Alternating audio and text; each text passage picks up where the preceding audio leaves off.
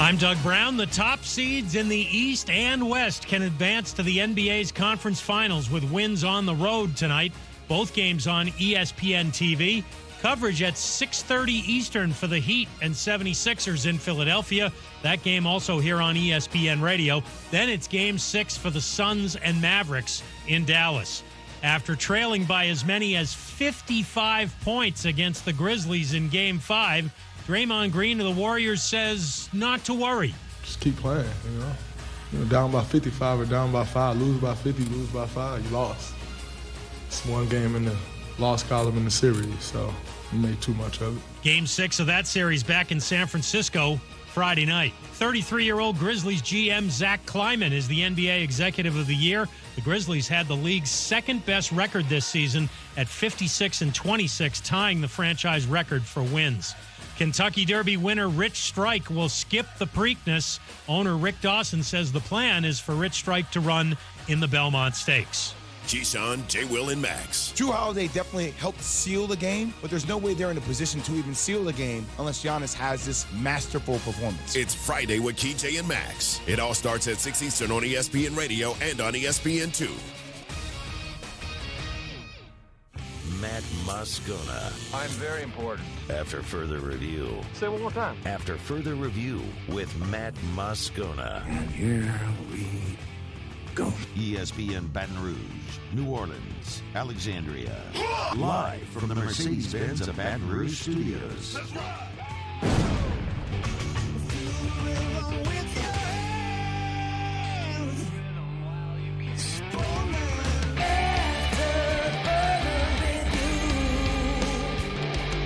And off we go. Welcome aboard. Glad you're with us. AFR, presented by the Aesthetic Medicine and Anti-Aging Clinics of Louisiana. I'm Matt. Love you, Matt. Paul O'Neill. They're chanting Paul O'Neill's name. Yusu. And Mr. Toby Tomplay.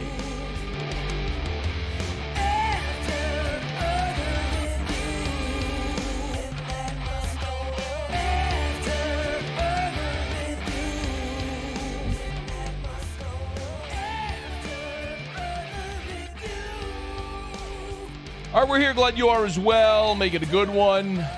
Big day for the NFL. Seeing schedule release. Senator Pat Connick will be with us in 15 minutes. Louisiana working through some new NIL legislation at the Capitol. Could be pretty pivotal. He'll fill us in. Bill Bender, 1 hour from right now, ranking quarterback transfers. Really significant around not only the country, but the SEC as a whole. And Kramer Robertson is going to join us in hour number 3. If you haven't heard yet, Kramer was called up, made his debut a couple of nights ago, did get his first career AB last night. It was an RBI ground out, and today he actually got sent back down to AAA. So we figured it was going to be a short stint for Kramer. It certainly will not be his last in the show, but he'll be back in Memphis tomorrow. He's actually flying to Baton Rouge tonight with his mom, or today, and then so he'll spend the night in Baton Rouge and he heads back to Memphis tomorrow. But Kramer will be with us in hour number 3. I hope you're having a great day. I am really, really excited about tonight. I talk about this often.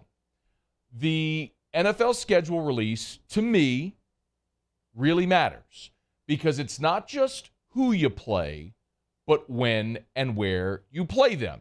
We talk about it often. Saints, a dome team from the South. When you play a road game in December outdoors in a cold weather city, that matters.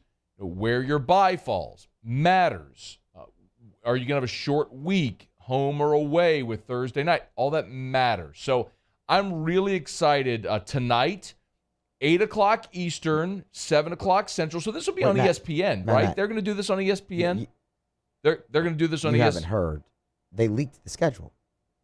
No, I know. Like, they've been leaking games throughout the course of the week. Like, we know that the Saints, week 4, are going to play in London against the Vikings. We know that isn't Tom Brady going to be on a prime time? They leaked something else. Yeah, but we also know like they're going to open. They're going to open at Atlanta. Like week 1, they're opening at Atlanta. Then they play the Bucks at home. Then they go to Carolina. Then they go to London. Like they leaked it.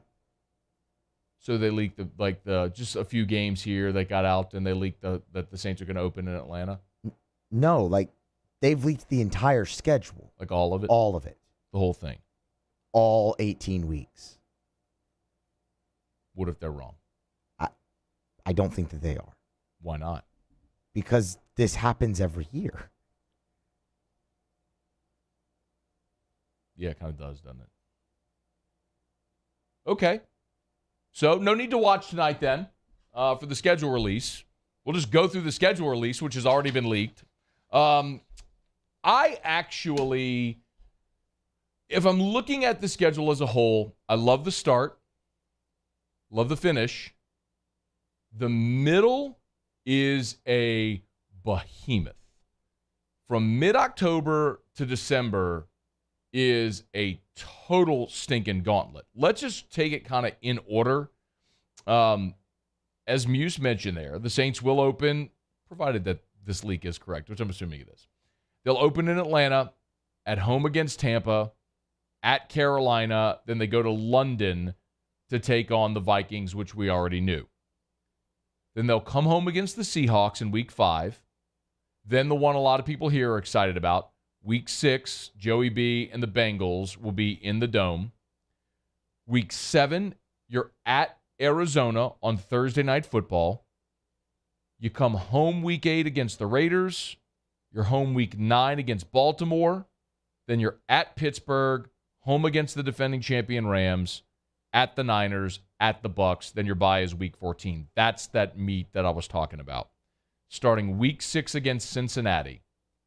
You're home against Cincinnati, short week at Arizona. You come home to play the Raiders and the Ravens. Then you're at Pittsburgh November 13th. You're home against the defending champion Rams. You go out west to play the Niners. Then you're at Tampa Bay. So like coast to coast, at San Fran, then at Tampa, then you're bye. That's brutal. From Week 6 against Cincinnati to Week 13 against Tampa, that will make or break your season. Whatever it may end up being, that's the part of the season that we're going to look at and go, yep, that's what did it. A couple of observations here. I love the bye on Week 14. You talk to enough NFL guys, they'll tell you that they would rather have rest closer toward the playoffs. Like they don't want the bye too early because then you end up playing too many weeks consecutively, and that makes sense. So I like the fact that the bye is Week 14. If you end up being a playoff team, well then you've got the bye Week 14, then you have your final 4 weeks, then you're into the playoffs. So I do like where the bye is. Those first 5 weeks, I think, are super manageable, even with the game in London. So you open at Atlanta, and I get it, it's a division opponent, you're on the road, but remember, there's no Matt Ryan anymore. So you're probably going to be facing Marcus Mariota and like no other receivers. Yeah, they got Kyle Pitts, and they drafted Drake London, but you're facing Marcus Mariota. You should win that game. Then you're home against Tampa. The Saints have had great success against Tampa, right? Then you're at Carolina.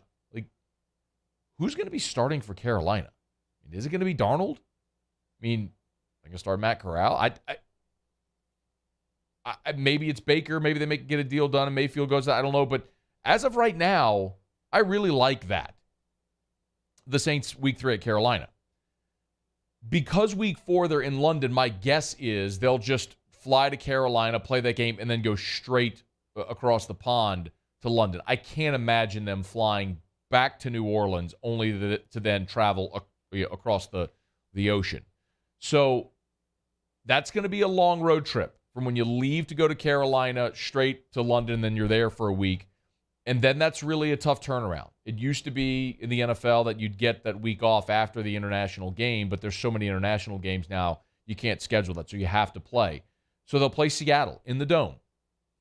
And Seattle's going to be quarterbacked by either Drew Lock or Geno Smith. Again, like, I like the matchups here in the first 5 weeks of the season.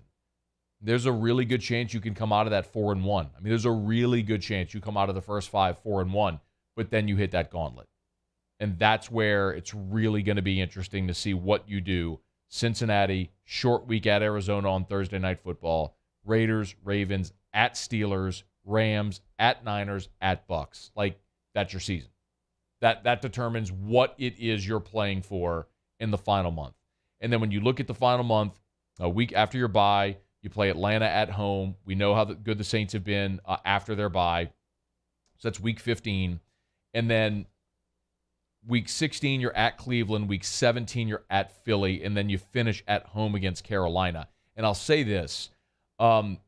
We've had the conversation so long about cold weather games late in the season. And I think part of that conversation has been because as Drew Brees aged, we talked about the sort of like finesse passing offense of a dome team playing outdoors in the cold and how much it might affect Drew Brees with, limited arm strength late in the season.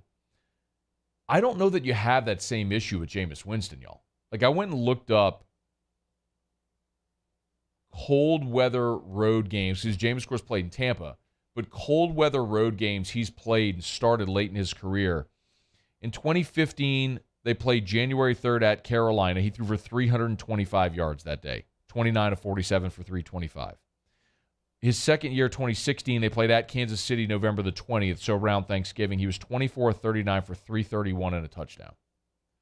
2017, played at Carolina on Christmas Eve, 21 of 27 for 367 and a score. And then in 2018, they were at Baltimore. He was 13 of 25 for 157, no touchdowns. He did throw a pick. That might just be because Baltimore is really good. But point is, like, 4 times he's played outdoor cold weather games late in the season. In 3 of those, he's gone for over 300 yards passing. I don't know that with this offense and a young Jameis that we should really be that concerned, especially as good as the Saints defense has been, about them playing outdoor cold weather games on the road late in the season. So all in all, look, I mean, it's the NFL. Nobody's schedule is easy, and there's always surprises. There's teams you think are really good when you see the schedule that end up not being good, and then you can flip that sometimes. Like, what's Cleveland going to look like in Week 16 with Deshaun Watson? They may be really stinking good, and that could be a darn near impossible game. Maybe the Niners stink. Who knows? But what does Trey Lance become this year as the starting quarterback? So, there's always those questions. Injuries happen as well, which shapes a schedule and games and teams and seasons. So we'll wait to see how it plays out. But as it is, I love how it starts. I love how it finishes. That middle from week 6 to week 13, that is going to define what you are and what you're playing for come December and January. All right, it's after further review. We're glad you're with us here. Much more reaction to the schedule, which has leaked. The full NFL schedule will be released tonight on ESPN. But again, as we mentioned, it's they've all leaked already today, and I'm good with that. I'm good with them leaking the schedules. It's whatever. I mean, the TV show tonight is more the analysis of the schedule and not so much the reveal itself. So we'll have plenty of analysis here and everywhere over the coming days. All right, NIL has been such a huge talking point. Senator Pat Connick, Louisiana State Senator, he's pushing a bill through the legislature right now, trying to amend Louisiana's NIL laws. We'll get to that. Love telling you about the Williamson Eye Center, 924-2020, 924-2020, or WilliamsonEYE.com. If you want to see 2020, call 924-2020. You want to be able to see without contacts or glasses, the Williamson Eye Center can make it happen. 924-2020, 924-2020, or WilliamsonEYE.com. Do what I did. Trust Dr. Blake Williamson. It will be the best money you ever spend. Give yourself the gift of sight. 924-2020 or WilliamsonEYE.com. Senator Pat Connick, next. AFR. At All-Star Toyota, you get it all. If you're in the market for an all-new Toyota vehicle, come see our friendly and knowledgeable sales team at All-Star Toyota. Located in Baton Rouge at the corner of Airline and Goodwood, we've been serving our community since 2005 by offering a large selection of new Toyota cars, trucks, and SUVs. Get behind the wheel of your dream car and take a test drive at All-Star Toyota today. I've been doing business with Luba for 25 years. They're dependable, trustworthy. It's just the attention to detail with our clients. Our folks have years and years of experience. They're highly trained professionals, but many companies have that asset. What I'd like to think makes Luba a bit different is that we use those talents in a way that truly is dedicated to serving the needs of the folks who depend on us. This isn't just another day. It's so much more. Kelly's life was put on hold when her auctioneer primary care doctor discovered a rare blood disorder. Her doctor connected her to an auctioneer care team of cancer, heart, and kidney specialists. With multiple primary care locations around Baton Rouge, same-day appointments, and online scheduling, we're relentless about keeping you healthy. Auctioneer Baton Rouge, innovating healthcare for Kelly.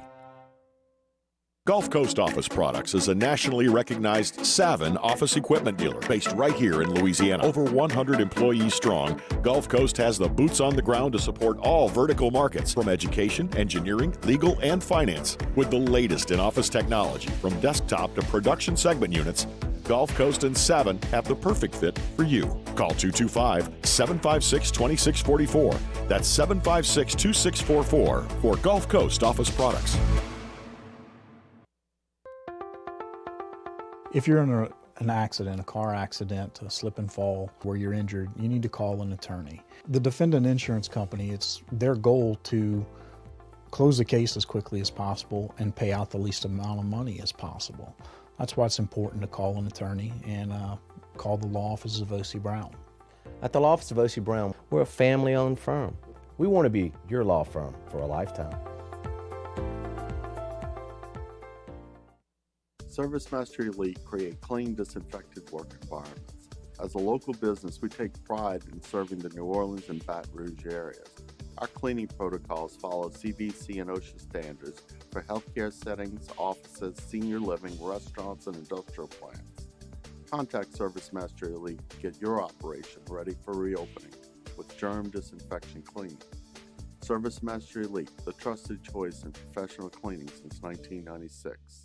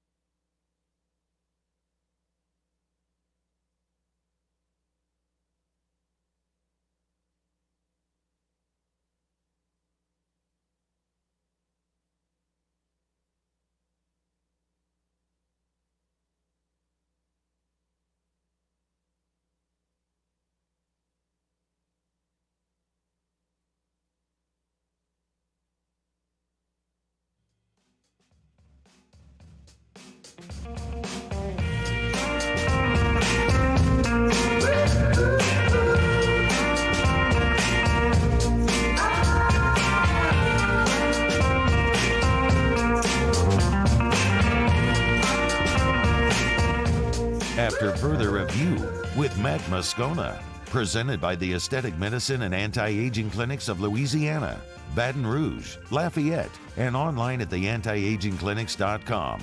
ESPN Baton Rouge, New Orleans, Alexandria.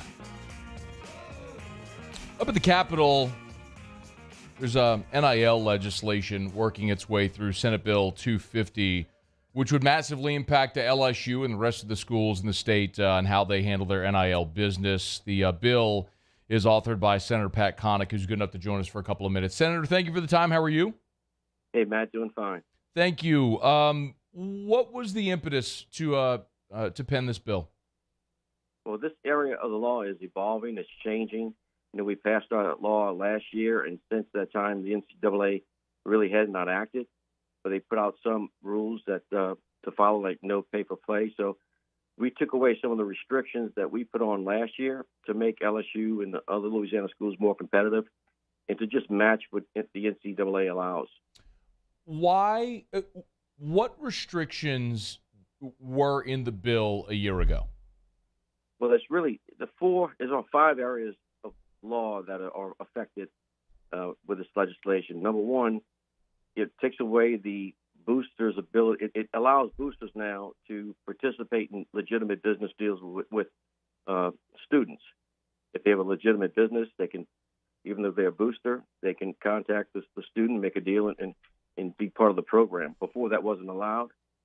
Now the other tweak is that it allows the schools to be more active in facilitating deals with the students, and the students can participate, and the schools can participate in the deals with the students with the licensing agreement. So that's another change. The third change allows the booster groups to create funds. They can pool their money together to, attract students, but they must follow the NCAA rules for pay-for-play. The fourth one is that the limitation of liability provision, that, you can't sue a coach for not playing, so there's protection for the coaches and employees. And the fifth one just adds a confidentiality provision that's saying these contracts with these students and businesses are shielded from the public records law. So that's what other states and schools are doing, and we're just following suit. So did the previous legislation prohibit what we've termed a collective in Louisiana? Yes. Okay. We didn't know what was going to happen, so we were more cautious and conservative with our legislation last year. Since then, things have opened up. You saw what Texas A&M did, so we are opening up our program to let those businesses and individuals who have a great need and desire to help these schools, let them be involved and make the school great. Now, you mentioned that LSU could be involved as well. As best you know, as Louisiana compares to other states, how many other states have provisions where the university can be involved in some form of that NIL business? I think if they don't have it now, they will because of the change. I don't know the exact number. Okay. But that's being allowed by the NCAA, and but we got to make sure this is not pay for play, so they have to be very careful in that respect. They can't cross that line, or the school and the individuals can get in trouble. But LSU has, speaking of LSU, they have a great program in place. They have, they're teaching the student athletes how to handle these deals, looking at contracts, and preparing them for their future. Based on their talents, they can make some money off this and have a nice life. Senator Pat Connick is with us. He's authored legislation, Senate Bill 250, which would amend Louisiana's NIL law. You mentioned the collective, the group that they're getting together called Go Enterprises, which apparently was an LLC formed February the 4th. So if I'm reading this correctly, the collective is formed already. Is it just not operational? I guess they lay in the groundwork. If this bill passes, they'll be ready to go. Okay. If it doesn't, they wouldn't be able to do anything. So they're being smart about it. They're getting their ducks in order to pull the trigger when this bill passes. And it's pretty sure it's going to pass. I mean, there's overwhelming support in the legislature for this. Okay, that was where I was going to go next. So with your colleagues there at the legislature, what has been the reaction, and then what would be a timeline for this to be passed and then signed into law? The only concern they had, my colleagues said, with this bill was the gambling prohibition and the alcohol prohibition, that you can't endorse that. That remains from the legislation from last year. As for the timeline, we have about 30 days left in the session. I expect the bill to go to the House floor in about 2 weeks, and then to the governor's desk for signature. So early August, we should have be up and running with this new legislation. If I could ask kind of a dumb question, why is it necessary for the state legislature to enact an NIL law? That's a question for all the laws we pass. It's, I guess so, right? Just to give some guidance and some guardrails to folks, making sure they do it right. The goal is to make these kids successful in both fields, on the field and off the field, and that's what we need to do. That's the duty of the legislature, to fund these schools, and it's our rulemaking authority to put these rules in place, and I think that's what we're doing with the input of the schools who want this and who need this, or who are asking for it. So it's just it's something that's needed and something I'm happy to do. Are there punishments for violators? If you violate the NCAA rules, we know how those are punished, and this makes sure that our laws in Louisiana match the NCAA rules and regulations, which may change in a few years. Who knows what Congress is going to do and what the NCAA is going to go. But if Congress acts, that's going to be a federal law that preempts any state law. And that would be uniform around the country. And eventually, I see that is where we're going. So you do think that Congress passing a uniform law is a realistic end? I think it needs to be, to put everybody on an equal playing field. I'm hearing stories about schools buying houses for athletes to get them in, or business owners buying our houses for athletes. There's an article last week, I think it was in California. But that is not sustainable in my mind. So those are the kind of deals that are going to draw attention, and that's going to force everybody to say, hey, let's take a look at this and let's get something uniform.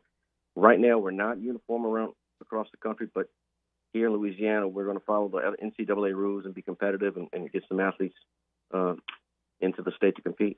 Last thing, was there a point in this process where you realized that Louisiana was essentially hindering its universities? I don't mean that as a negative, because as you mentioned, it was sort of a ready, fire, aim type deal a year ago. But was there an instance or thing that led you to believe or to recognize, okay, this law needs to change now? I think that was happening in the fall when the NCAA didn't act. And then you saw what Texas A&M did. Wow, they had a great recruiting class. So that's when we met with the schools, and they saying let's tweak it to get ourselves more competitive, and that's what we're doing. Okay. Senator Pat Connick, Senate Bill 250 in the legislature right now, which would amend Louisiana's NIL laws. We appreciate the time. Thanks so much for a few minutes today. Thank you, Matt. Thank you. It is our pleasure. So that needs to be done, and I think that probably for a lot of us, that probably lets you exhale a little bit, right? To know that Louisiana's legislature is moving in this direction. And look, it's really, they were in an unenviable spot a year ago when NIL was allowed. When the NCAA was set to allow NIL, nobody really knew what anybody else was going to do because there was no uniformity. It was just open the floodgates. Now you can't do pay for play, but open the floodgates. And there were some states that were more prohibitive, and Louisiana was one of those states. And I don't mean that to come across as a negative. Like, I think their intentions were good, right? I mean, the guardrails that they put up were intended to prohibit a lot of the behavior that happened, but other states allowed that behavior to happen, and LSU and Louisiana essentially they were acting disadvantaged. I mean, they were in an unfair fight at that point. So this had to happen. Senator Connick is right. It would be great if Congress would pass a uniform law. That's what Greg Sankey was in D.C. a couple of weeks ago lobbying for that.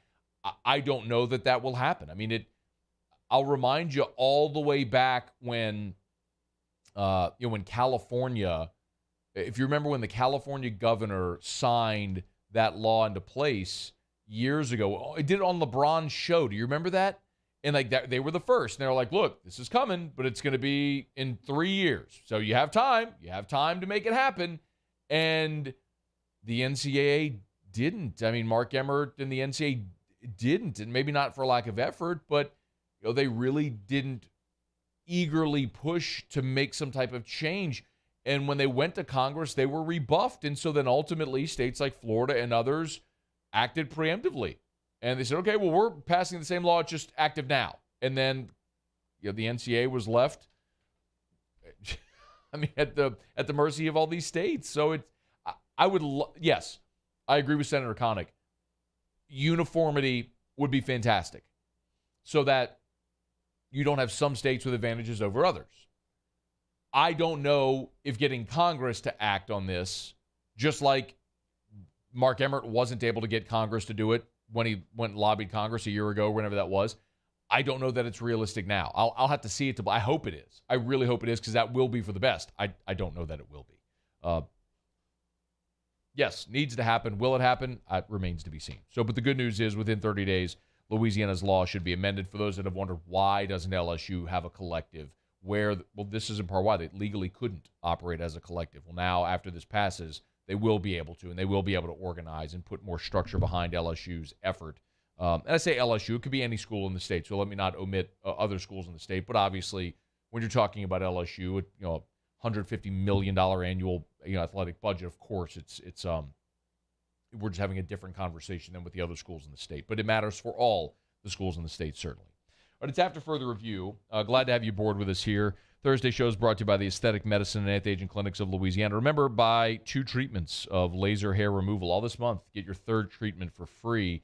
You want to get rid of that unsightly back hair. It's the way to do it. Ladies, you want to never shave your legs ever again.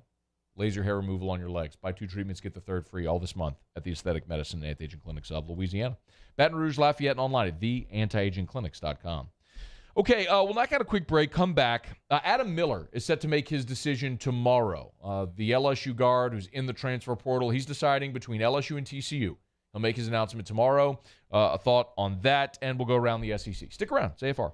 AFR. AFR is brought to you by Clegg's Nursery. Buy local, shop local at Clegg's Nursery. 4 locations: Siegen near Airline, LA 16 in Denham, Mid-City on Donmore, and the Garden Center on Greenwell Springs. So I tell you all the time about their full greenhouses, and that's very true. But let me also remind you, this is the time of the year where the critters and the pests come out. So you got ant hills in your yard, you need ant killer, boom, they've got it. I tell you all the time about the Spartan Mosquito Eradicator. They've got it at Clegg's Nursery. It's so easy. It's a little canister. You pop the top off. You fill it up with water to the fill line. You put the top back on. You shake it. You hang it on your property line. You're done with mosquitoes for 90 days at a time. It's the Spartan Mosquito Eradicator. It's at Clegg's Nursery. Buy local, shop local. Everything you'd find at a True Value hardware store, you'll find at Clegg's Nursery. Enjoy your outdoor space. Beautify your lawn and garden, and Clegg's can help you do it. Any of the 4 locations. Buy local, shop local. Tell them Matt sent you in to Clegg's Nursery. Gulf Coast Bank and Trust is giving our customers the power to bank anywhere, anytime during this challenging event.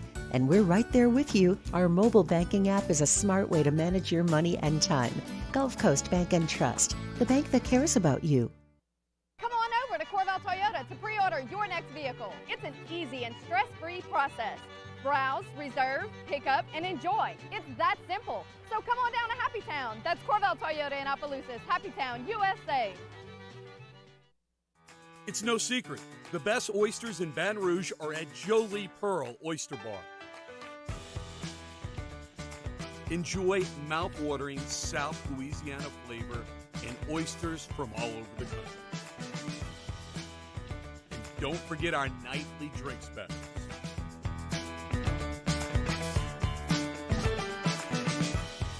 Jolie Pearl Oyster Bar, located in downtown Baton Rouge. Eli's always been into grilling. It took us a while to see it, but the signs were there. What are you doing, Eli? I knew grilling was my thing. I have been talking about it throughout my career. Happy with the results? I am. Got the new grill from barbecueguys.com. It performed great. My advice, as I always told my boys, do more of what you're born to do. Barbecue Guys, for those who were born to grill. You want cheese on your burger, Pops? I'll take a little cheese.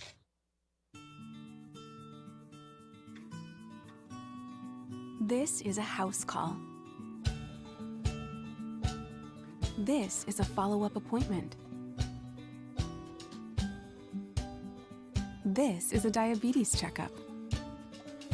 This isn't just more convenient care, it's more advanced care. This is innovating healthcare at Louisiana's #1 hospital, Ochsner. Crime has serious consequences, but anyone can make a mistake. If you find yourself in trouble with the law, know that you have rights, and it's okay to demand them. The law offices of O.C. Brown are here to protect you and your rights. Felony or misdemeanor, DUI or drug charge. No matter what crime you're accused of, you still have rights. Let the law offices of O.C. Brown uphold them. Call 225-343-1111. Your law firm for a lifetime.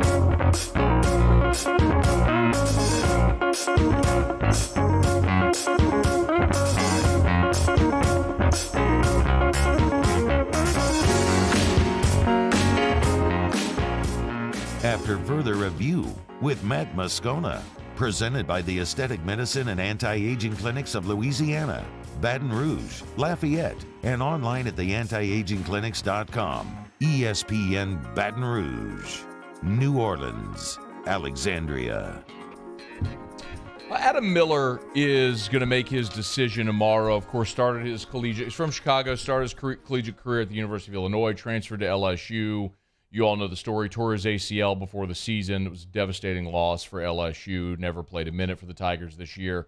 Entered the transfer portal, and now he's down to two schools. It's either he remains at LSU or goes to TCU. He'll make the announcement tomorrow. This is so important. I'm going to wait till tomorrow to see what the starting five looks like. Because if you get Adam Miller, he's your starting two guard. And when you're talking about the possibility of Justice Hill, Adam Miller at the starting guard spots. Justice! Still got an hour to go, bro. I would absolutely love the way that guard spot would look with those two guys. And then you're talking about Mwani as the 3 and KJ Williams is the 4, and you're still pursuing some other guys. Maybe it's Kendall Coleman down low. You got guys with length. I'm not telling you I think this team is going to win the SEC, I think they're going to have a postseason ban. So I do not think that they will be eligible for the tournament. But I think a winning record in conference play is more than doable for this team if they get Adam Miller back. I want to remind you, this was Will Wade over the summer on AFR. When I asked him about Adam, this was before Adam Miller's injury, but this was Will on this show talking about Adam Miller after they got him, on board for the season. He's as good an offensive scorer and as talented an offensive scorer and playmaker as there was in the portal, in my opinion. He's unbelievably unselfish. He's got great leadership. He's an extremely hard worker. He's just got all of the tools to do everything that you need. Facilitating wise, he can play with the ball in his hands. Everybody now wants to be a combo guard. Like, he's a true old school combo guard. He can play the 2, he can play the 1, he can go back and forth. I mean, he can really do a lot of things. He hit 52 threes. He led the Big Ten and made threes as a freshman. And he was part of a winning team. He had to sacrifice a lot for them to win. Got some physicality defensively. He can help rebounding. So he was a huge priority for us. Did he in any way overstate it? I mean, that was going to be the best player on your team. Respect to Tari Eason, but in the summer, nobody expected Tari to have the season he did. They went into the season thinking Adam Miller was going to be their leading scorer, the best player on the team. He was going to be what Cam Thomas was. They get you a bucket whenever you need it guy, your leading scorer, 15 a night. I mean, that was going to be your guy. And then he was hurt and you didn't have him. By the way, this was Adam Miller on AFR. Do you remember he joined us from Latvia? He was playing with Team USA.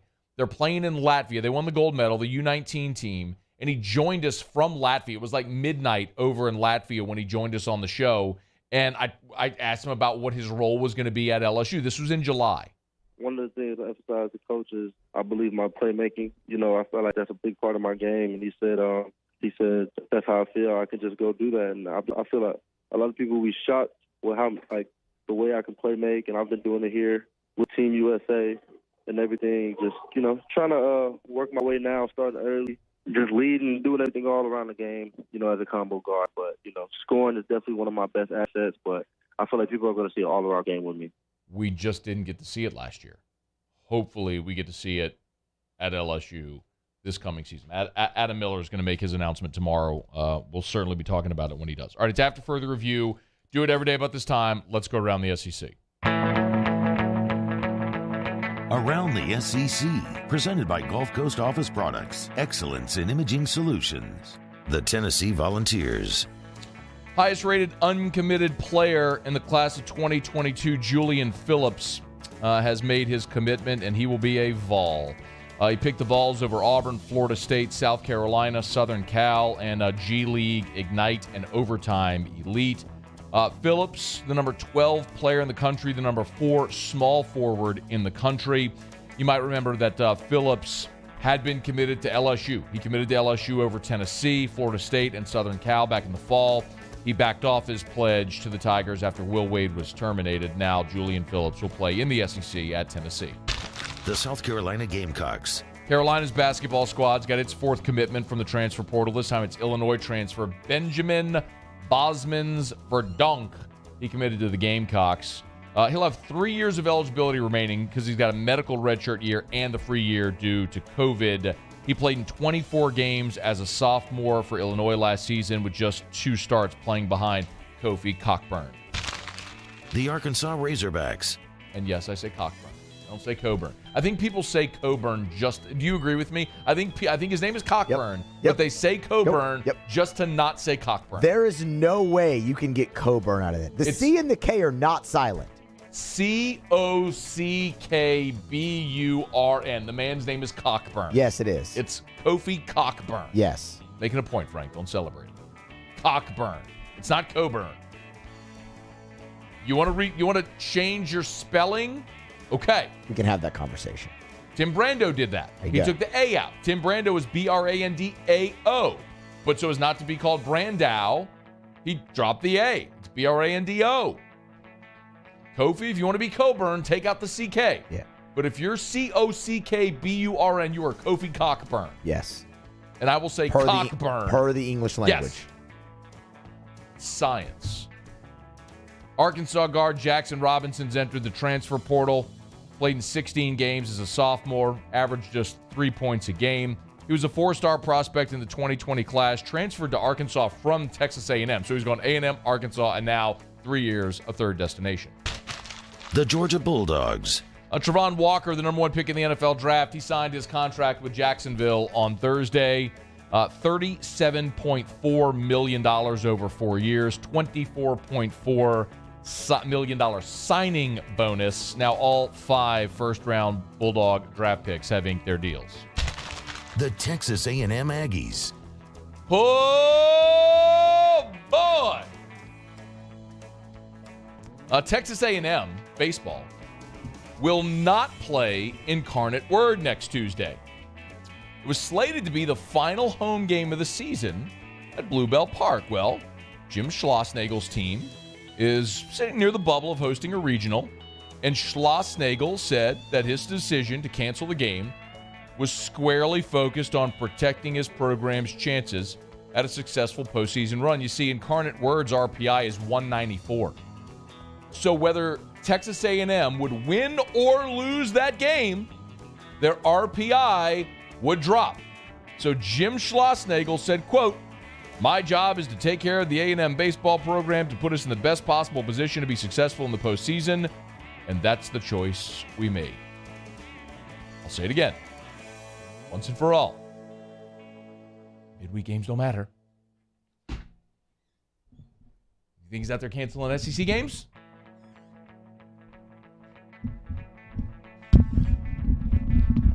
There you have it. That is Around the SEC.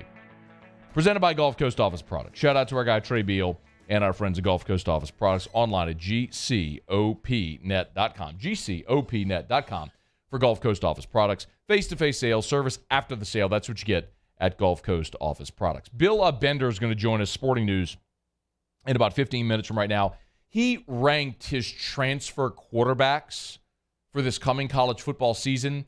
I don't necessarily agree with all of his rankings, but that's not really important. I want to talk to him about the transfer quarterbacks in college football, the significance that they're going to play, and what he thinks about Jaden Daniels at LSU, and certainly Max Johnson going to A&M, and my goodness, Zach Calzada going to Auburn. Just the SEC West with the amount of transfers is stunning. So we'll get into all of that with Bill Bender in about 15 minutes from right now. Glad to have you aboard with us. Stick around. It's AFR. AFR. Love telling you about Insurance Network of Louisiana because I love helping you save money. And that has been the reality for so many of our listeners. Literally thousands of you over the years have called Insurance Network of Louisiana, and you found what I've said to be true. you've gotten better coverage for less money. The other thing that's true, this is totally free. At Insurance Network of Louisiana, you're not going to get someone on the line that's trying to sell you something. That's a very important distinction. This isn't a sales pitch. That I know that blows people's minds sometimes, but it's really this simple. They go shop independently for free, dozens of the top-rated companies in the world, to see if they can find you better coverage for less money. It's that simple. If they can, switch. If they can't, stick with what you got. But you got to call 293-0450, 293-0450, 293-0450, or lainsurance.net, lainsurance.net. Follow us on Twitter at 1045ESPN to cast your vote in the Citizens Bank and Trust poll of the day. Vote daily inside Off the Bench, Hunt, and Hill, the early line. And after further review, Citizens Bank and Trust brings you the poll of the day via Twitter at 1045ESPN. ITI's got all these programs. Once I started and learned everything about the school, it was worth it. The challenges that ITI presented me with, it allowed me to build myself up. All because of ITI, I actually was able to get a job within 3 months before graduation in my field. Get the hands-on training you need for the job you've always wanted. With so many companies hiring right now, it's the perfect time to come to ITI Technical College. Enroll today for a better life. There it is, the extra mile, on the border of expected and extraordinary, for those willing to go further, like vans customized for work or play, with safety and tech to keep you connected, supported by a 5-star sales, service, and finance team, and backed by the 1-star you know. So go the extra mile. It's never crowded, because so few have what it takes to go there. Mercedes-Benz Vans. And this year, 2022, it's time to finally treat yourself. Bring your boat to the next level with front-to-back boat service. You want the latest and greatest marine technology? You want to go to the place that has not one, but 2 NMEA-certified techs. Family-owned and operated by the Sherman family for 30 years, front-to-back is the answer in Baton Rouge for all of your custom boat needs. So head to fronttobackboatservice.com or find them on Facebook, Front to Back Boat Service. I've been doing business with Luba for 25 years. They're dependable, trustworthy. It's just the attention to detail with our clients. Our folks have years and years of experience. They're highly trained professionals, but many companies have that asset. What I'd like to think makes Luba a bit different is that we use those talents in a way that truly is dedicated to serving the needs of the folks who depend on us. Are you a licensed contractor? There's lots of good contractors in Louisiana doing work the right way, but unfortunately, too many unlicensed contractors are working outside the licensing requirements. Working as a contractor in Louisiana requires a license for the company doing the work. The Louisiana State Licensing Board for Contractors wants to help you get licensed to allow you to conduct work legally. It's not difficult to get the license. We can help you. Go to lacontractor.org for more information. Licensed contractors, it's the law. Gulf Coast Bank and Trust is giving our customers the power to bank anywhere, anytime during this challenging event. And we're right there with you. Our mobile banking app is a smart way to manage your money and time. Gulf Coast Bank and Trust.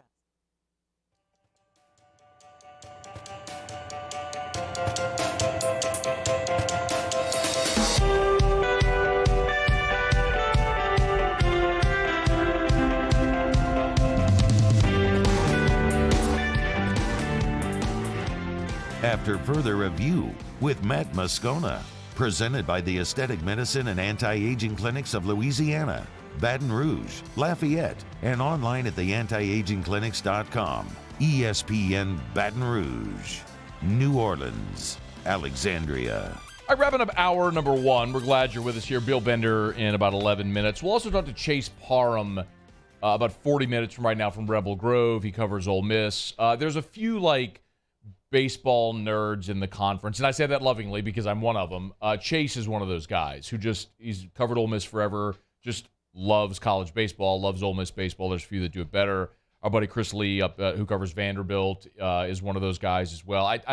I'll start naming names. I'll leave people out, but Chase is as good as they come covering the SEC and SEC baseball. He's an Ole Miss guy, but we'll get to a look at the Rebs, who are really interesting. I mean, this is a team, if you remember, that was in the Super Regionals a year ago. They played Arizona and Jay Johnson's squad. They went out to Tucson and lost.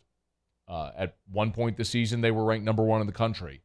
Their pitching has just fallen apart. They lost Hoagland and Nikhazy, and Derek Diamond was supposed to be the guy that would carry the banner as the Friday night guy, and it just hasn't worked for him. Offensively, they're basically the same team they were a year ago. They're 4th in the SEC in runs scored, basically what and what with Auburn. I mean, it's Tennessee way ahead of everybody, then big gap LSU, then big gap Auburn and Ole Miss, what and what. I think they're 2 runs apart on the season. So you're talking about a team that knows how to score runs, has really struggled to pitch. They've been desperate of late, and they're trying to get it together now. And they pulled off a sweep last week.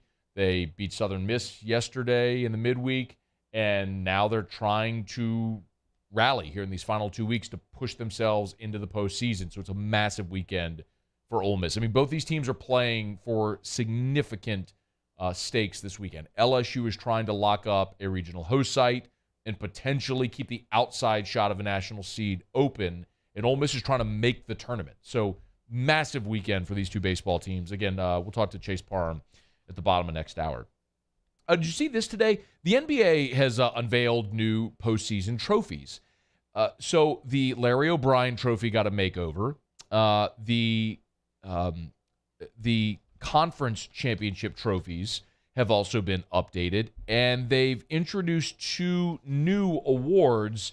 The Larry Bird and Magic Johnson awards will honor the conference finals MVP for the Eastern Conference and the Western Conference Finals. Obviously, the Larry Bird Award will go to the Eastern Conference Finals MVP, and the Magic Johnson Award will go to the Western Conference Finals MVP award. What do you think of, and if you haven't seen them yet, they're all over social media. Pull it up, Paul, if you would go full screen.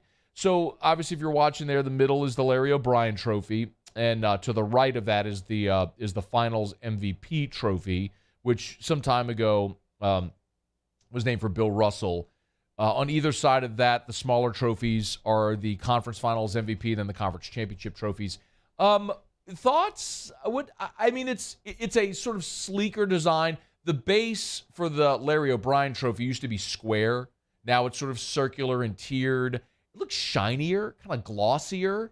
And the other thing they're doing is they are going to etch all of the winners from every year into the trophy as well. So that's kind of a cool thing. Maybe like on the base of it? Yeah, I think on the base, but because the body of it is still looks like a net. Yeah, so on the base, where that's 2-tiered circular base, I think is where they'll list all of the NBA champions. What do you think? I like it. I like the conference championship trophies and the 2 MVP trophies. I think the Larry O'Brien Trophy is just very overrated. It doesn't do much. Yeah, it doesn't do much. I'm with you. But I'm glad they at least kept it the same kind of design. I agree, maybe it is a little sleeker, but I do like the additions. I like the conference. I like how it looks like, you had the silver in there, but it almost looks crystal in a way, those basketballs on the conference championship ones. So I like that. You know what else I like? I guess the look of it kind of whatever. I agree with you on the Larry O'Brien. I tend to look at it like, okay, forever in college football, it was always about the crystal ball, right? Well, they changed it to like the golden ice cream cone. Yeah, it's terrible. But nobody really cares. It's just what you're playing for, right? I mean, it's just nobody's disappointed when you win a national championship and you hold up like the golden ice cream cone instead of the crystal football. The crystal football is just objectively cooler. But, I'm okay with it either way. But sometimes trophies do get upgrades, like the pennant trophies for the AL and the NL have changed over the years. Those look better now. The NFC and AFC championship trophies, those are terrible. Those are now, just, but it's so funny. Like those got a downgrade. They're so dingy. They're just they look so cheap. But anyway, the thing that I like most about this is all of the awards, with the exception of Larry O'Brien, are all named after players. When you look at like Lamar Hunt, George Halas, Vince Lombardi. I even had to look this up because I didn't know, but like the NL trophy is after Warren C. Giles, the AL trophy is after Will Harridge.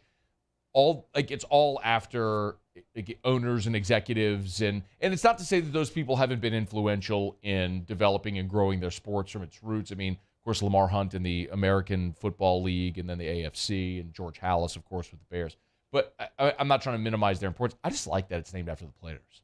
I mean, I think there's more of a gravitation toward Bill Russell and Larry Bird and Magic Johnson and, the awards that they, instituted this year after Kobe Bryant and Kareem. Like, I just think that's really cool. So good on the NBA. It'll look different, but all in all, maybe not necessary, but okay. More than anything, I just like that they name it after the players. All right, it's after further review. We'll knock out a quick break. Top of the hour, get you caught up on national headlines. When we come back, Bill Bender of the Sporting News will join us talking transfer quarterbacks around college football. You don't want to miss it. That's next. Stay here. It's AFR. AFR. AFR is brought to you by Michelli Weighing and Measurement, Michelli.com, Michelli.com. Check them out online. Tell you all the time, Michelli.com. That's a great place to start because so many people who do business with Michelli will go to the website and then say, oh, I didn't realize you did that. It's just an amazing resource when you go to the website at Michelli Weighing and Measurement. It's a local option. And remember, they have an on-site option as well. So sometimes you need equipment calibrated, but you can't let your equipment leave the premises, or you don't want to. Well, they can come to you and calibrate on site as well. It's Michelli Weighing and Measurement. They do offer ISO 17025 accreditation. Go to the website at Michelli.com, Michelli.com, celebrating 75 years in business this year. It's incredible. 75 years, 29 offices, 11 different states, 6 calibration labs across Louisiana, by the way. So they're always nearby. Michelli.com. Check them out online at Michelli.com. Bayou Ford has 0% for 60 months on new Ford F-150s, plus $500 bonus cash. We have new 2022 F-150s on our lot now. And all new Bayou Ford vehicles come with a 1 million mile powertrain warranty. The crew at Bayou Ford is going to do right by you.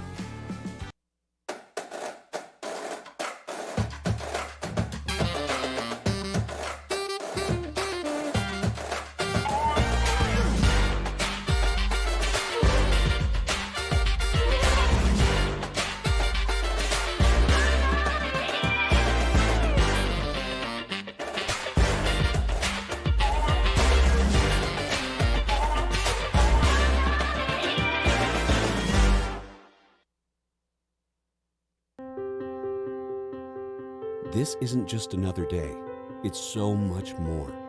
Kelly's life was put on hold when her auctioneer primary care doctor discovered a rare blood disorder. Her doctor connected her to an auctioneer care team of cancer, heart, and kidney specialists. With multiple primary care locations around Baton Rouge, same-day appointments, and online scheduling, we're relentless about keeping you healthy.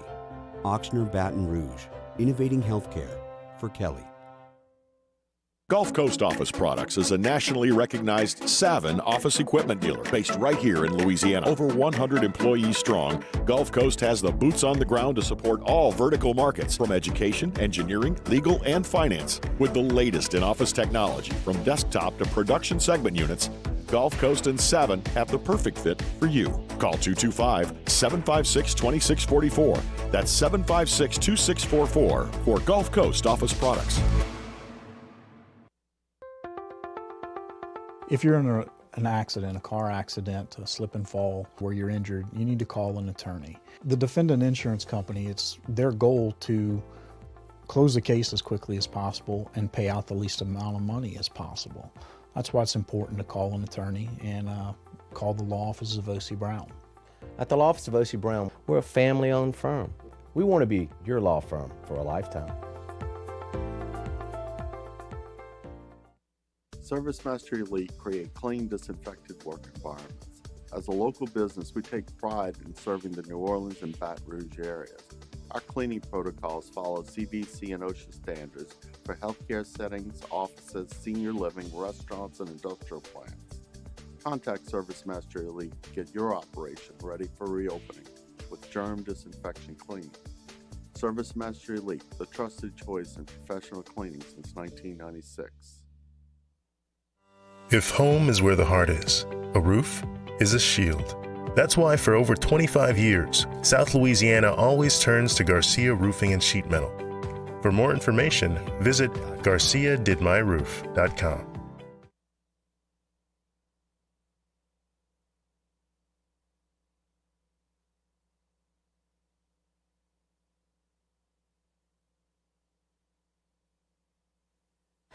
This is SportsCenter.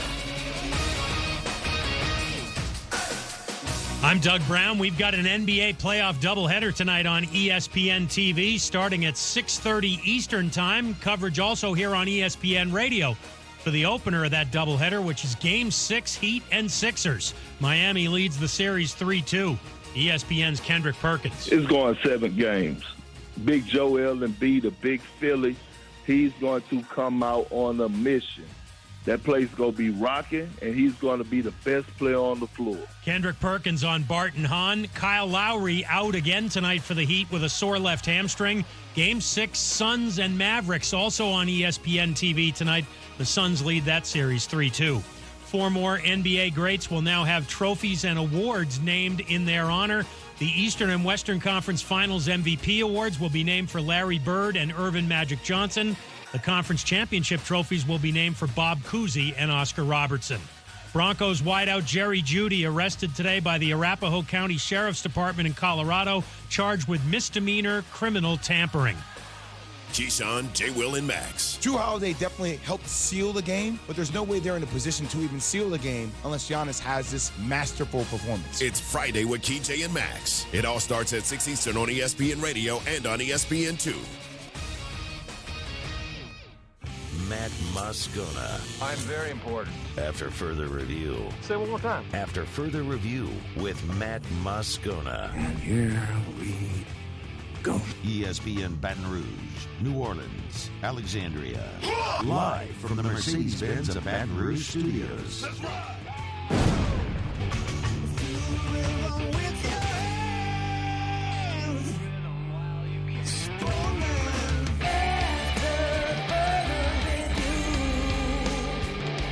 Hour 2, off we go. Welcome aboard. Glad you're with us. AFR, presented by the Aesthetic Medicine and Anti-Aging Clinics of Louisiana. I'm Matt.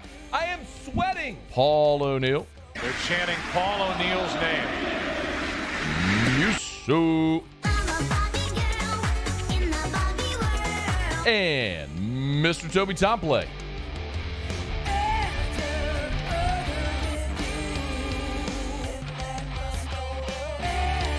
All right, we're here. Glad you are as well. Get out there, make it a good one.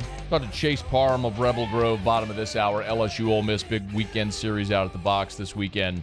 We'll preview it from the Rebels dugout in just a little bit. Bill Bender over at the Sporting News has his transfer quarterback rankings list up at the Sporting News because Bill Bender must hate being yelled at on Twitter, but he's good enough to join us now. Bill, thanks for the time. How are you? Hey, I'm doing well. Thanks for having me on. My pleasure. We appreciate it. Okay, so before we delve into the list and the significance of some of these guys, give me a little bit of a background of how you put the list together. Well, I mean, you look at college football, it's wild that you look at almost a third of the Power 5 schools going to have a first-year transfer quarterback either starting or competing to start. And to me, it's not absurd anymore, right? I mean, because this is the world we live in. This is where guys, they come and go, and just went through them and kind of look to see which guys are going to be in the best situation. Okay, best situation's interesting. So you've got Caleb Williams at the top of the list. I think a lot of people would understand that at Southern Cal. And then Dylan Gabriel, number 2 on the list, leaving Central Florida, going to Oklahoma. What do you think are the ceilings this season for those teams with those guys at the helm? Conference championship, maybe a playoff bid. It's easier to say that for Oklahoma. Like, Oklahoma could easily win the Big 12 and go to the college football playoff and go get rolled by an SEC school like they usually do. I mean, that is not a far-fetched scenario for me at all. USC is going to be really exciting with the skill position talent they have around Caleb Williams. Lincoln Riley obviously knows what he's doing. I just don't know if they have it in the trenches yet to get to that next step, avoid like a Pac-12 kind of hiccup, kind of like Oregon last year. When we thought Oregon was a playoff team, then they turned around and lose at Stanford. That could happen to USC this year. You've got Spencer Rattler, number 3. And it's weird, Bill, a year ago at this time, everybody's way too early mock drafts had Spencer Rattler as a top 5 pick, maybe the number 1 overall pick. Not only did he lose his job, but he's transferred now. He's interesting because he's in the SEC. What makes us believe that we're going to see the Spencer Rattler that had so much promise as opposed to the guy that lost his job? Playmaker. And he did lose his job, but it was in a weird way. He was still – not a lot of guys lose their job when they're completing 75% of their passes. He's part of the reason he lost his job is because of the impatience to get Caleb Williams on the field. And I think at South Carolina, I spoke to him earlier in the spring. There's a change of pace. You know, Shane Beamer, obviously. The Gamecocks overachieved last season. There's no doubt about that. And with Satterfield at offensive coordinator, they meshed. And I think here's the thing, what I think is going to happen with Rattler. I think he's going to play well and do okay against a tougher schedule. The record might not show for it. The stats might not show for it. But I think he'll be a better quarterback at the next level because of it. There's so much of this list is made up of guys that are now going to be playing in the SEC. Jackson Dart is another one who left Southern Cal and is now at Ole Miss. What can you tell us about Jackson Dart? Because LSU fans and SEC fans are going to get to see this guy. Maybe didn't watch him last year at Southern Cal. Hasn't played a lot. I mean, he did okay when he was in there. He completed around 62% of his passes. Had some flashes through picks, like all young quarterbacks. Miss a read here or there, but I just think the marriage in Lane Kiffin's offense is going to work out. He'll put up numbers. And you got Zach Evans, the tailback from TCU, behind him, a couple transfer receivers. It may take a minute, but I think that offense lends itself to quick reads, getting guys in space, great play calling. I mean, Lane's known for that. I'll give him that. So I think it's going to be a good situation for Jackson Dart in Oxford. Quinn Ewers, Bill Bender is our guest. Quinn Ewers, and then I'm going to get to the SEC West, the rest of the West with LSU and Jaden Daniels and Max Johnson. But Quinn Ewers, you have 6 on the list. He's never taken a snap. What's realistic for a guy that's never played college football? As I put in the article, it's a speculative ranking, right? Because we've heard all the recruiting rankings. I mean, he's made 7 figures in NIL and he hasn't taken a snap. So, the arm talent's there, obviously. The one thing with him, though, depending on what you watched or read from Texas this spring, is Hudson Card might be the week 1 starter. So it made it tough to rank him because I kind of went off, okay, if he starts in that offense, the upside around it, yeah, he'll put up numbers. If he doesn't, I'm going to look really dumb. So I probably should have put him a little lower, but when guys are getting compared to Trevor Lawrence, and we want to see it, we all want to see it, I think it's going to be very interesting to see how he does. I almost feel bad for him because of the expectations that are already placed on him combined with playing for Texas. Bill Bender is our guest, Sporting News. He's on Twitter at BillBender92. He ranked the top transfer quarterbacks in college football. Bill, I want to talk about the guys leaving LSU and coming to LSU. You got Max Johnson, 9. And Jaden Daniels, 14. I might have actually flipped them just based on their experience. Why are you higher on Max Johnson going to A&M than Jaden Daniels coming to LSU? Well, I think Johnson had a decent year last year, all things considered, with the numbers. And he's going to step into a favorable situation. But again, and you know what? I'll give you that because it was tough to rate Johnson because he's in a 3-way battle. Haynes King could start. I don't think Connor Weigman will start because I think they're going to let him develop a little bit. But, and then on the flip side, Jaden Daniels was a guy I really loved as a freshman at Arizona State. Loved him. Watched him play Michigan State, win that game, played awesome. Kind of regressed the last 2 seasons, obviously with the COVID year, threw too many picks last year. And, but with Brian Kelly, I think there'll be hopefully a jump back in the right direction. But he's another guy coming in late. Got to compete for the starting job. I guess in talking to you, you're thinking he's going to win it. So, Bill, I do, but that is certainly not a consensus around here. My feeling is you don't go get a guy that started 30 games if you don't intend to play him. But there's a lot of people here that are bullish on Miles Brennan. There's a lot of people also that are convinced that Garrett Nussmeier is firmly in this battle. I ultimately think it's going to be Jaden Daniels, but again, that is far, far, far from a consensus. Well, yeah, and if we're having just a frank conversation about it, what made this so hard to do is you had guys that started last year, like Max Johnson, like Zach Calzada at A&M, that transferred to places where they're in a battle. And it's just a weird thing to see when Calzada, for instance, could get buried on Auburn's depth chart very easily. And this is a guy that actually beat Alabama last year. It was just a head-scratching thing on some of them. But, again, this is that brave new world of college football we live in. Do you think Zach Calzada wins that Auburn job?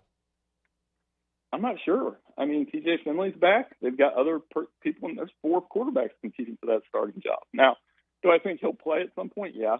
And that's a lot of these, too, is even if a guy like Jaden Daniels doesn't win the starting job, I think he's going to play at some point. And judging by Brian Kelly's quarterback history, the starting quarterback at the beginning of the year doesn't necessarily mean that guy's finishing it. Ian Book was the rarity in South Bend. So, the same thing with Calzada. He's going to have to win his playing time. And Brian Harsin, with what happened last year, I could see something very similar this year.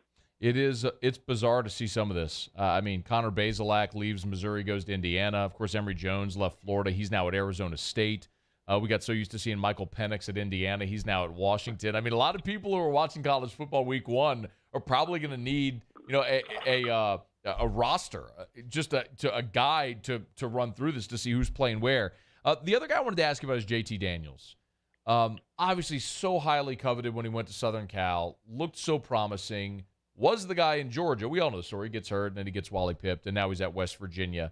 Are you in any way surprised at the decision JT Daniels made to go to Morgantown?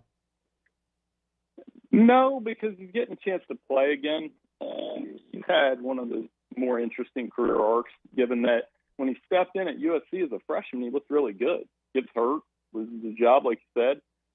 Gets in a battle with Bennett. There were people last year ahead of the national championship game that wanted JT Daniels to start over Stetson Bennett. And I always point to that. That's how fickle the job can be these days. And, I think he'll put up numbers at West Virginia. It's a big year for Neil Brown there. And the funny thing about this list is not only is it Caleb Williams at USC, there are 3 former USC quarterbacks in other places. JT Daniels, we talked about, Jackson Dart, and then Keaton Slovis at Pitt. It is, like you said, you almost need a flip card on that first Saturday to say, okay, this guy played here and now he's playing quarterback here. And that's part of the reason why we did the article. Bill, we've talked about it a couple times. The first Saturday of the season, you're going to see Pitt against West Virginia in Pittsburgh. So you will have JT Daniels quarterbacking West Virginia against Keaton Slovis in Pitt, and it was Slovis who replaced JT Daniels in that opener when he got hurt 3 years ago, whenever it was. That is you talk about weird career arcs. The fact that those two are going to meet in an ACC opener at Heinz Field is absolutely wild, but that is the current state of college football. One more. Thoughts on Bo Nix at Oregon? Is he the guy there, and the expectation go win a Pac-12 championship this year? Well, if he starts, yeah. He's going to have to fend off Ty Thompson, a talented recruit that Oregon's had there. But, the equalizer is new coach, Dan Lanning, familiarity from Georgia, playing against Bo Nix, obviously, who Bo Nix qualifies as one of those guys when you flip on your TV this season, you're going to be like, man, that guy still plays. And there's a couple others, by the way. Your quarterbacks out there that you're going to be like, wow, that guy's still there. I think he can compete for it. If he wins the starting job, the thing about Bo Nix is he's probably going to be on the team that has the best chance to get to the college football playoff that he's been on, because Oregon's going to be pretty talented. Now, that said, he sees a familiar face in the opener against Georgia, and I can't, they're 15-point underdogs in that game. Unbelievable, man. I guess I wasn't even thinking that far ahead, that Oregon-Georgia opener with Bo Nix against Georgia quarterback in Auburn. Anyway, it's certainly going to be a lot of fun. All right, Bill Bender, of course, Sporting News. He's on Twitter at BillBender92. We appreciate a couple of minutes, Bill. Thanks so much, man. Hey, let's do it again soon. Thank you so much for having me on. Take care. My pleasure. Bill does a great job. Make sure you follow him on Twitter. He's written for the Sporting News since, I think, 2007, the year that LSU won the Natty. That was when Bill started the Sporting News. So he's been doing it a long time, man. He's got a great grasp nationally in college football. We appreciate Bill Bender for a couple of minutes. It's a fascinating list, and that is going to shape college football. When you look at the top of that list and you go, all right, are USC and Oregon the prohibitive favorites in the Pac-12? Yeah, both have transfer quarterbacks. Oklahoma and Texas, prohibitive favorites in the Big 12, respect to Baylor. Both have transfer quarterbacks.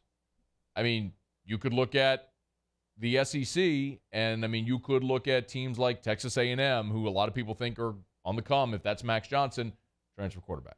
LSU transfer quarterback. So it will be a fascinating. Pitt won the ACC last year. Transfer quarterback.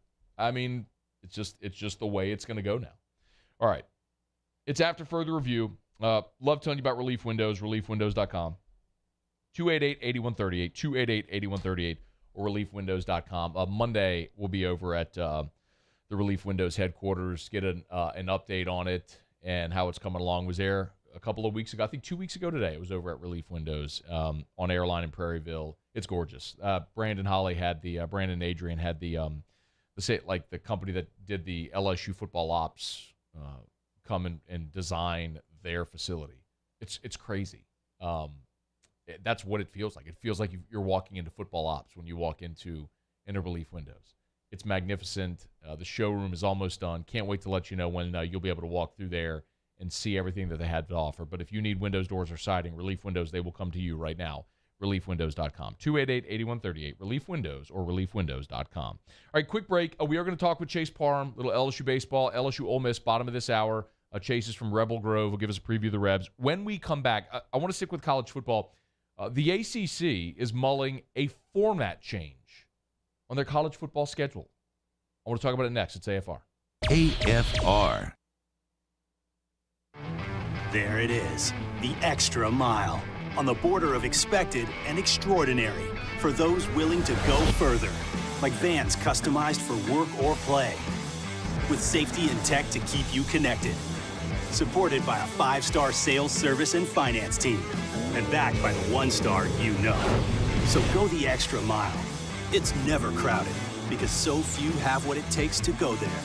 Mercedes-Benz Vans. Gulf Coast Bank and Trust is giving our customers the power to bank anywhere, anytime during this challenging event. And we're right there with you. Our mobile banking app is a smart way to manage your money and time. Gulf Coast Bank and Trust, the bank that cares about you. Le posso offrire un caffè? Le posso offrire un caffè? Andiamo insieme da me, non c'è. Call Mr. Electric today for electrical repairs, upgrades, and installations. Bayou Chrysler Dodge Jeep Ram has new 2022 Ram 1500 Bighorns in stock with 0% for 72 months. Shop our inventory or custom order your Ram with $2,000 bonus cash and a 1,000,000-mile warranty. The crew at Bayou is going to do right by you. It's no secret. The best oysters in Baton Rouge are at Jolie Pearl Oyster Bar. Enjoy mouth-watering South Louisiana flavor and oysters from all over the country. And don't forget our nightly drink specials.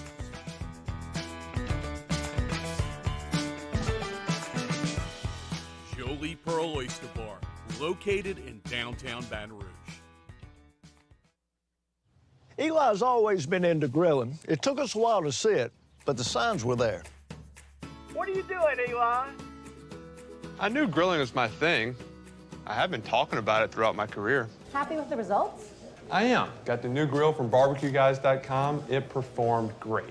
My advice, as I always told my boys, do more of what you were born to do. Barbecue Guys, for those who were born to grill. You want cheese on your burger, Pops? I'll take a little cheese.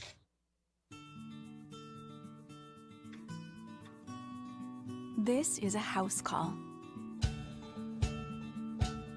This is a follow-up appointment. This is a diabetes checkup. This isn't just more convenient care, it's more advanced care. This is innovating healthcare at Louisiana's #1 hospital, Auctioner. Bayou Ford has 0% for 60 months on new Ford F-150s, plus $500 bonus cash. We have new 2022 F-150s on our lot now. And all new Bayou Ford vehicles come with a 1,000,000-mile powertrain warranty. The crew at Bayou Ford is going to do right by you.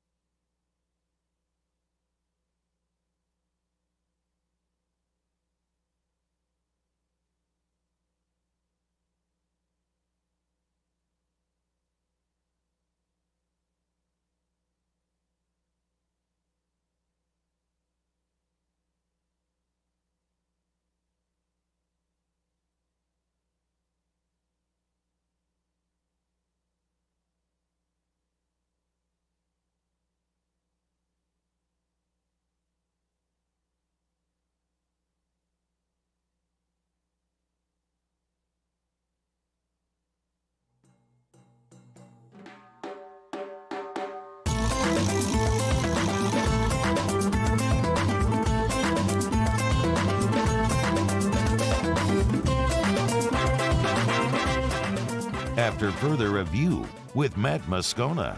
Presented by the Aesthetic Medicine and Anti-Aging Clinics of Louisiana, Baton Rouge, Lafayette, and online at theantiagingclinics.com. ESPN Baton Rouge, New Orleans, Alexandria. May is Military Appreciation Month, and 104.5 ESPN is honoring those that have served or are currently serving, like James White, who served in the Navy for the last 12 years, and Brian Matthews, who dedicated 21 years to the Air Force.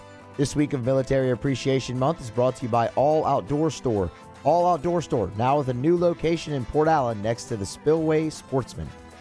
Remember, you can always text the show in the 225-396-4400, 396-4400. Lots of ways you can get involved. You can tweet us as well, at Matt Moscona or at 104.5 ESPN. Remember, a lot of people are looking for AFR on demand. We have a new RSS feed. So if you followed the 104.5 ESPN feed forever, it's no longer there. If you want our on-demand audio, go to iTunes, Spotify, and search After Further Review and subscribe. That's where the podcast links are. Now, of course, the 104.5 ESPN, the After Further Review YouTube channels as well, AFR Saints, AFR LSU. By the way, Paul, you got to tell me if we hit it. I was looking earlier today. I think the AFR Saints channel is almost to 30,000 subs. It's been incredible. It just shows me like the 29.9, so we're close. We're within 100 subs of 30,000 for the After Further Review Saints channel. So thanks to everybody who's subscribed up to the channels and continues to follow along. We appreciate it. So a couple of days ago, you might remember Brandon Marcello from 247 Sports said that Mike Bray said that Jim Phillips said that the Power Five is not breaking free from the NCAA. Been a busy week. Then Mike Bray yesterday said, stop your belly aching about NIL. We make a lot of money. Just deal with it and adjust. Been a busy week for the ACC. Well, today, apparently the ACC is moving closer to adopting a new football scheduling format. And I love this, by the way. And I am actually very, very surprised that the ACC is the one leading the charge here. But Jim Phillips and multiple athletic directors have discussed a 3-5-5 scheduling model. It would be 3 permanent opponents that you play every year, and then the rest of the league would rotate 5 one year, 5 the next. 5 one year, 5 the next.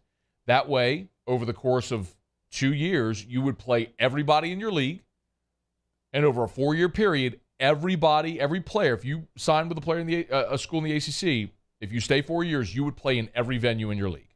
That's the way it's supposed to be. If you missed it earlier this week, the NCAA Football Oversight Committee recommended that conferences no longer be required to have divisions to hold a conference championship game. That was a requirement, obviously, when the Big 12 went to 10 schools and did away with divisions, and you all remember how it all went. And then they had the, quote, one true champion, which was a disaster. But anyway, it's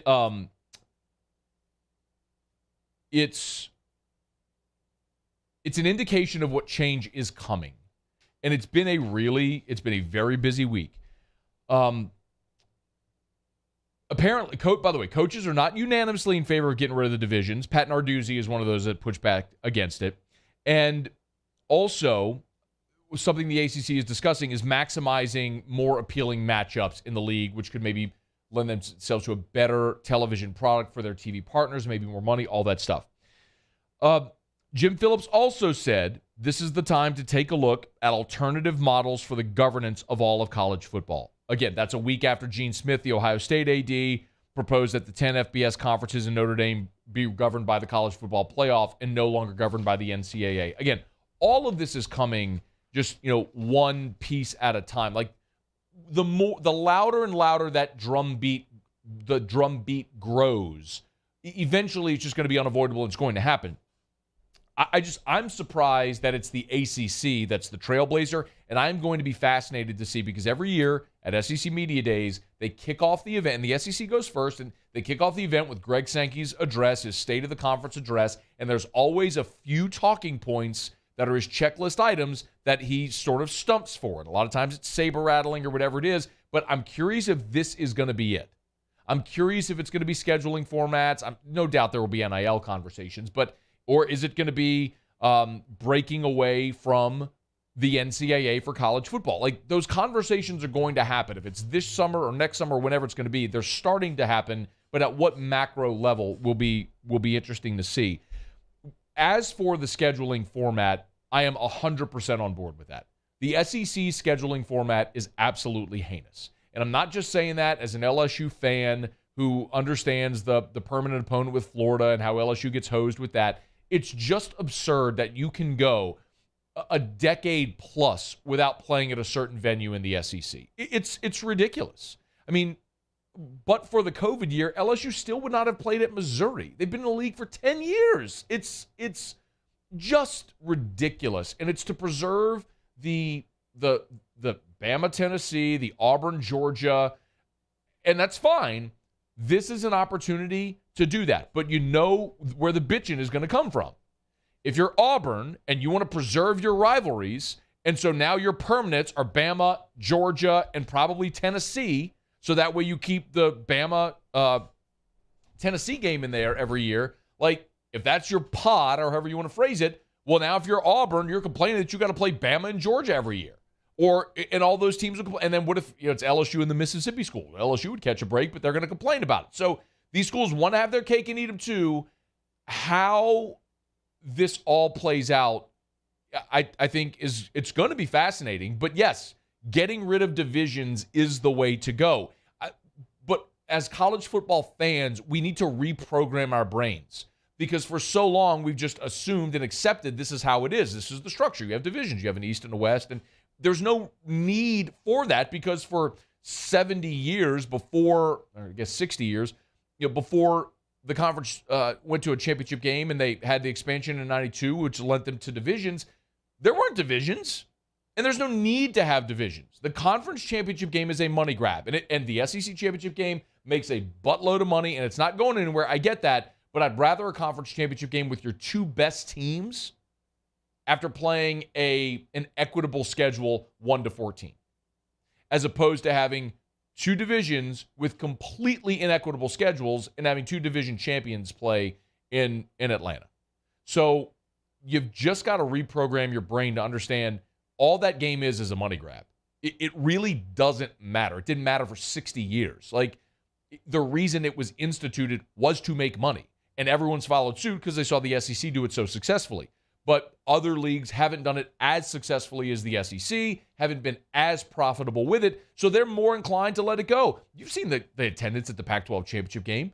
It's embarrassing. The ACC championship game in front of 20,000 people in Charlotte. Give me a break. Like, the SEC championship game in front of 80,000 people in a packed-out stadium on CBS, where, I mean, the TV contract for that game alone, yeah, man, it's like, that's a giant revenue generator. So that's not going anywhere. And that's okay. You can keep it. But it can't be at the expense of your entire regular season scheduling format. And it has been to this point. And that needs to change. And I think it's going to change. It's certainly going to change when Texas and Oklahoma come into the league, because you can't have 16 teams as it currently under the current format. So it is certainly going to change, and it's an opportunity to get it right. Who would have thought? But the ACC is kind of being the trailblazer on this, and good for them. All right, it's after further review. Thanks for being here with us. Let me knock out a quick break. We'll talk some LSU LSU Ole Miss baseball with Chase Parham of Rebel Grove. That's next. It's AFR.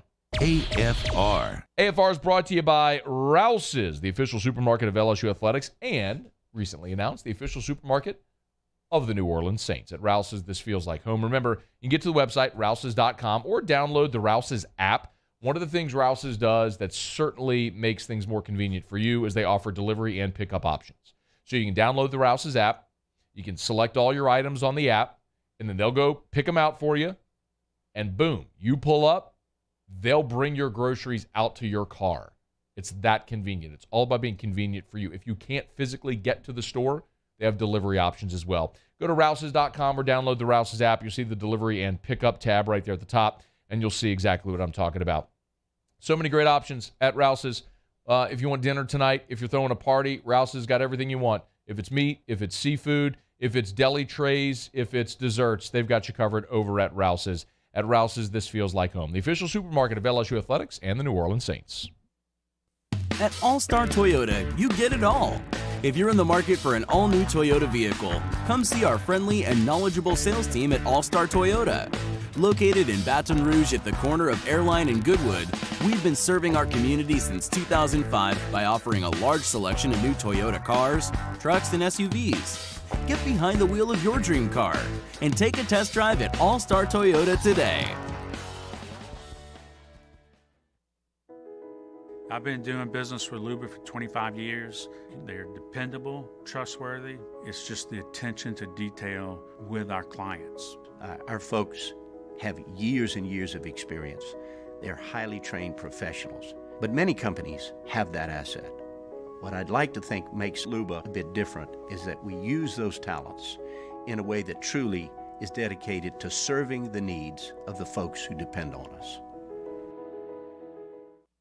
Crime has serious consequences, but anyone can make a mistake. If you find yourself in trouble with the law, know that you have rights, and it's okay to demand them. The law offices of O.C. Brown are here to protect you and your rights. Felony or misdemeanor, DUI or drug charge. No matter what crime you're accused of, you still have rights. Let the law offices of O.C. Brown uphold them. Call 225-343-1111. Your law firm for a lifetime. And this year, 2022, it's time to finally treat yourself. Bring your boat to the next level with front-to-back boat service. You want the latest and greatest marine technology? You want to go to the place that has not one, but two NMEA-certified techs. Family-owned and operated by the Sherman family for 30 years, Front-to-Back is the answer in Baton Rouge for all of your custom boat needs. So head to front-to-backboatservice.com or find them on Facebook, Front-to-Back Boat Service. Are you a licensed contractor? There's lots of good contractors in Louisiana doing work the right way, but unfortunately, too many unlicensed contractors are working outside the licensing requirements. Working as a contractor in Louisiana requires a license for the company doing the work. The Louisiana State Licensing Board for Contractors wants to help you get licensed to allow you to conduct work legally. It's not difficult to get the license. We can help you. Go to lacontractor.org for more information. Licensed contractors, it's the law.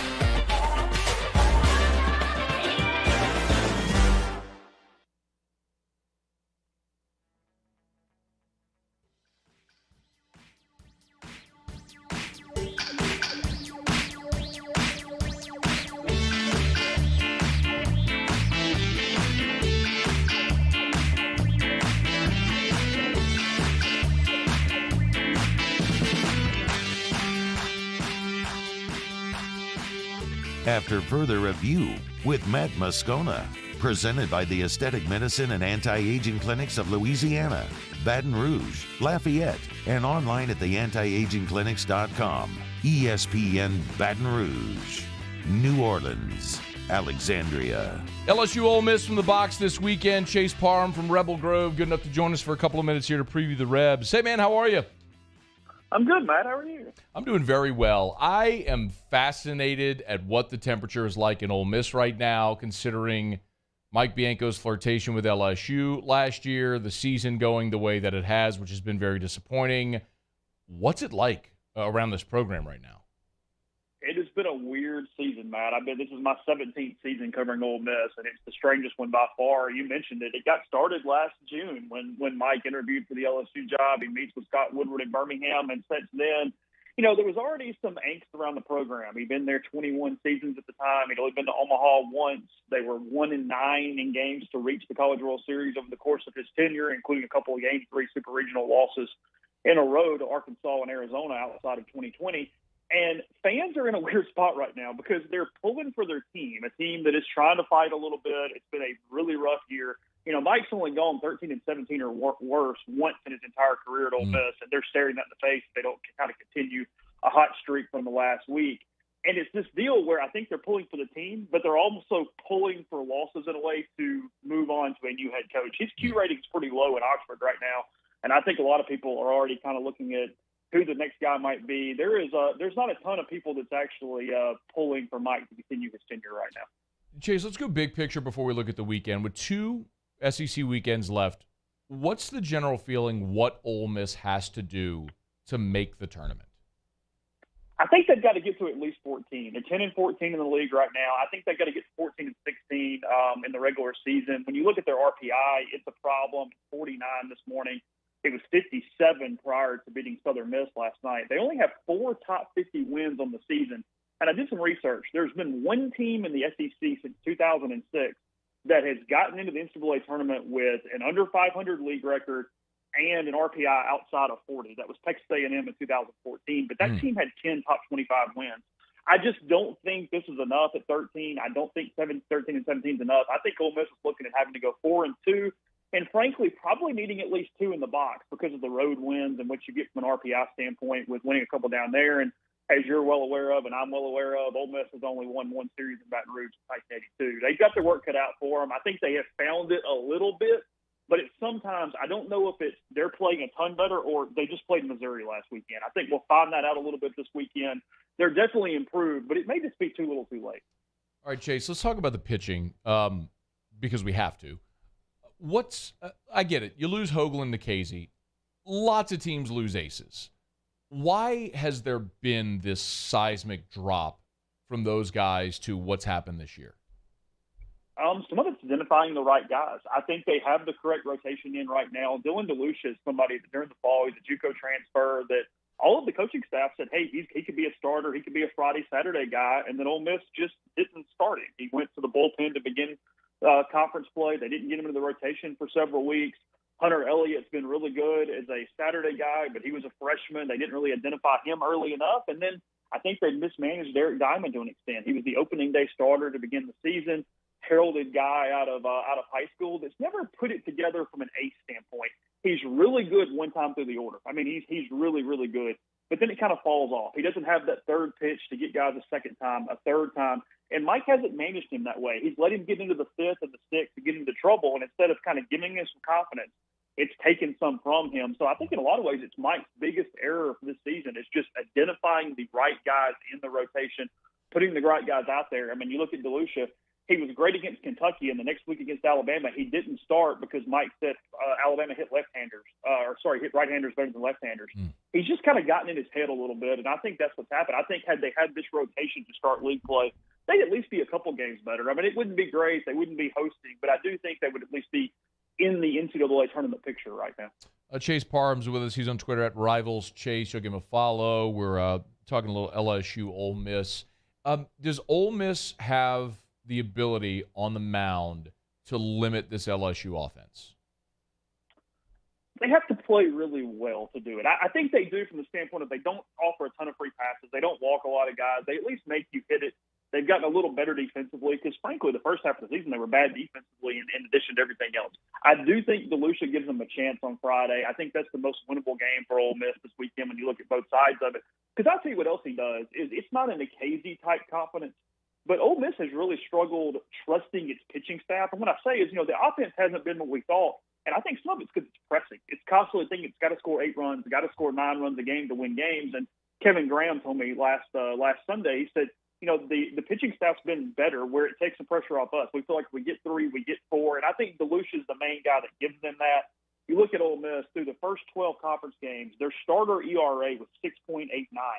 The last 12 conference games, it's been 3.90. It's actually been pretty good. Wow. They just haven't hit enough. They haven't, they lost 2 games in Arkansas, one in walk-off fashion, one in a close game. They were 5 for 34 with runners on base in those 2 games. They've had opportunities. They just can't score enough runs. So it's interesting, too, Chase, because when I look at Ole Miss, they're 10th in the league in batting average, but they're 4th in runs scored. And these are all guys that were I mean, they were on that super regional team a year ago. So what's the disconnect there between what the statistics say, which is they can score runs, and what you're seeing here, which is they've missed opportunities? They are not very good runners on base as far as moving guys. You know, they only scored 6 total runs the Saturday and Sunday against Arkansas, despite Arkansas walking 18 in those 2 games, and they still only scored 6 runs. They hit tons of home runs. They hit the ball at the ballpark, but that's kind of the only way they score. They hit a lot of solo home runs. They just do not move the baseball very well outside of that. They don't run very well. They don't get a lot of extra bases. There's been some regression from some individual guys. There's been a couple of injuries where guys have been nagging and lost some time, but I'm telling you, I think the pitching staff's affecting them. I think they're pressing still to this day. You see a lot of almost, hey, I know it sounds like Little League, but drop the back shoulder and try to drive the ball out of the ballpark. They don't score early in games. They get behind and they press even more. They've got to find a way to score with just base hits. They've got to calm down. I mean, as simple as it sounds, they've got to hit the ball the other way a little bit, up the middle. They are pull happy and they try to hit the ball out of the ballpark. And when it works, it's pretty. But when it doesn't, they look like a pretty average offense. Chase, what's the blueprint for Ole Miss to win this series if they come to Baton Rouge and get 2? They have to. Frankly, I think they've got to win the first 2. I think that they have to win DeLucia's game. I think he's got to be really good. He can't walk anybody. He's got to be efficient. He's thrown at least 100 pitches in 4 or 5 straight starts. He's got to go deep into this game, probably into the 7th inning or later. And then I think Hunter Elliott's got to be pretty good as a freshman at the box, which is going to be a hard task. But I think those are the 2 days they can get it. On Sunday, they just don't have a lot of bullpen. Diamond's not going to go deep into the game. Riley Maddox, one of their top freshman arms, has got an elbow injury. He's probably headed for Tommy John surgery. They're already going to have used Brandon Johnson, their closer, by that point if they have won a game or been in a game. So Ole Miss kind of can't play from behind here. I think DeLucia's got to be really, really good. I think Elliott's got to get them into the 5th or 6th to have enough bullpen. I think if LSU gets one of the first 2, they're most likely winning the series. Okay. Chase Parham, he's on Twitter at RivalsChase, rebelgrove.com. Read stuff there. Make sure you give him a follow. Tigers and Rebs this weekend out at the box for a 3-game series. Thanks, man. We always appreciate a couple minutes. Yep. Thanks, Matt. All right, man. Be well. It's after further review. I should ask him about whiskey. Chase is a big whiskey guy as well. Well, that's interesting. He does not sound confident at all in Ole Miss's ability to win Game 3. So if they win the series, they've got to take the first 2.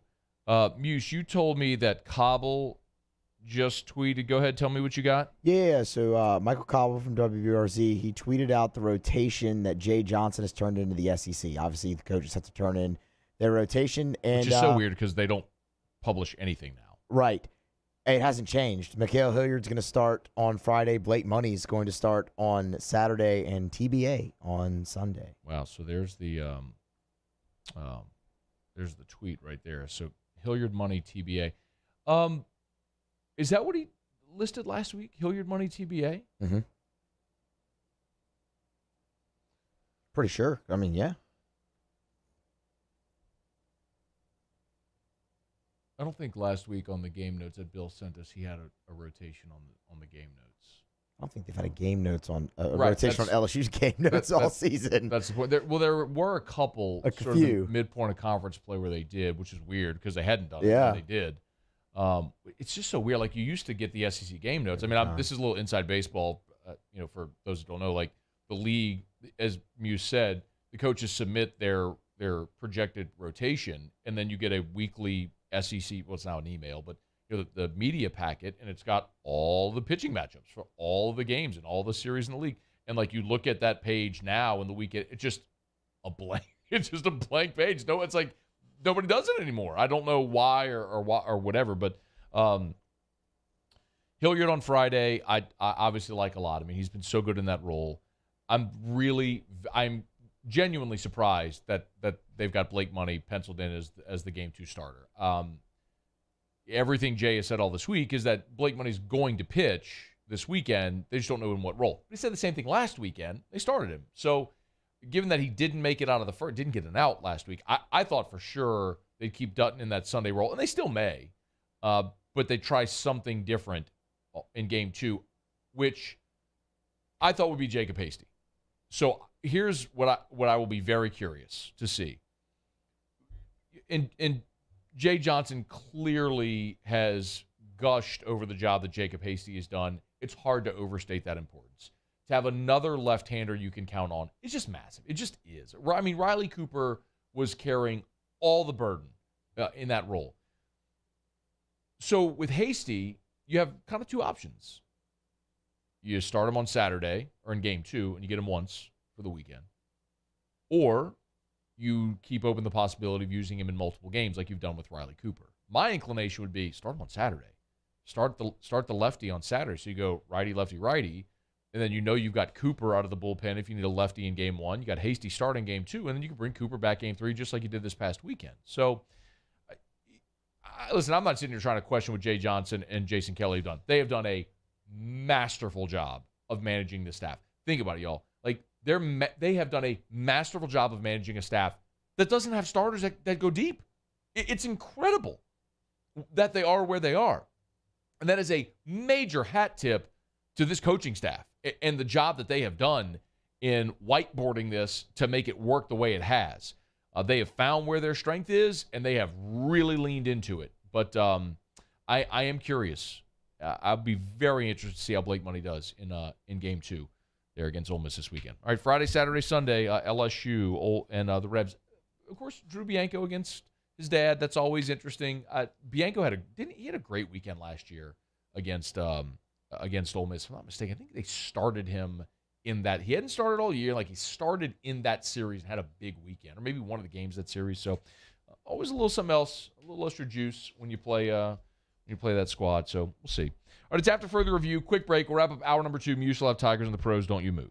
AFR. Brought to you by Pluckers. Of course, every Thursday, all you can eat boneless buffalo bites. So they take these boneless buffalo chicken bites, they bread them, fry them, toss them in your favorite wing sauce, and you can eat as many of them as you want all night long, every single Thursday. What a great night to get by Pluckers. Of course, the SEC baseball weekend starts tonight, but also you got NBA playoff action. I mean, we're talking Miami and Philly tonight. Miami can close it out. You got Phoenix, Dallas tonight. Phoenix can close it out. You got a full slate of Major League Baseball games as well tonight. Remember, every single Major League Baseball game, whoever your favorite team is, all year long. You want to watch them? You can watch them at Pluckers. Nicholson, just south of campus. Bluebonnet, right in front of the Mall of Louisiana. Award-winning jumbo chicken wings, ice-cold draft beer, full-service bar, sports on TV. You know the drill. If you're getting out to the box this weekend, before or after any of the Tiger games, make sure you get by Pluckers. It's just south of the box. Remember, at Pluckers, you don't like our wings, we'll give you the bird.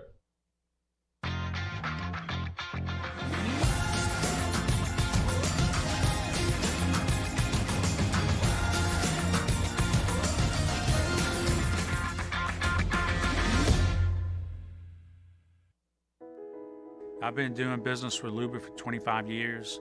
They're dependable, trustworthy. It's just the attention to detail with our clients. Our folks have years and years of experience. They're highly trained professionals. But many companies have that asset. What I'd like to think makes Luba a bit different is that we use those talents in a way that truly is dedicated to serving the needs of the folks who depend on us.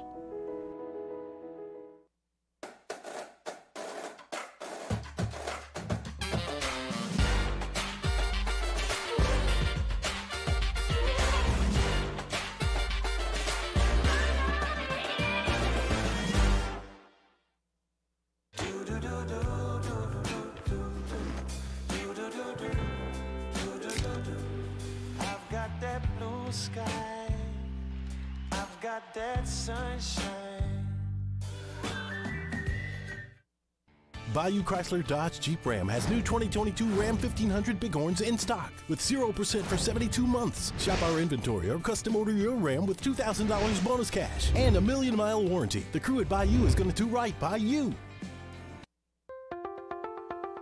If you're in an accident, a car accident, a slip and fall where you're injured, you need to call an attorney. The defendant insurance company, it's their goal to close the case as quickly as possible and pay out the least amount of money as possible.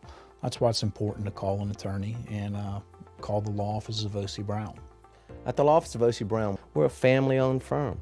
We want to be your law firm for a lifetime. ServiceMaster Elite create clean, disinfected work environments. As a local business, we take pride in serving the New Orleans and Baton Rouge areas. Our cleaning protocols follow CDC and OSHA standards for healthcare settings, offices, senior living, restaurants, and industrial plants. Contact Service Master Elite to get your operation ready for reopening with germ disinfection cleaning. Service Master Elite, the trusted choice in professional cleaning since 1996. It's no secret. The best oysters in Baton Rouge are at Jolie Pearl Oyster Bar. Enjoy mouth-watering South Louisiana flavor and oysters from all over the country. And don't forget our nightly drink specials.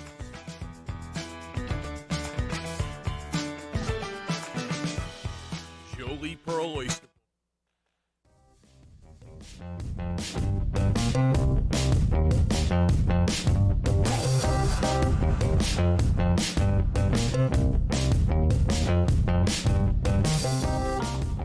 After further review with Matt Moscona, presented by the Aesthetic Medicine and Anti-Aging Clinics of Louisiana, Baton Rouge, Lafayette, and online at theantiagingclinics.com.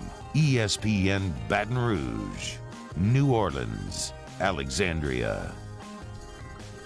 All right, wrapping up hour number 2. Glad to have you hanging out with us here. The Saints schedule has been leaked. Delved into that in hour number 1.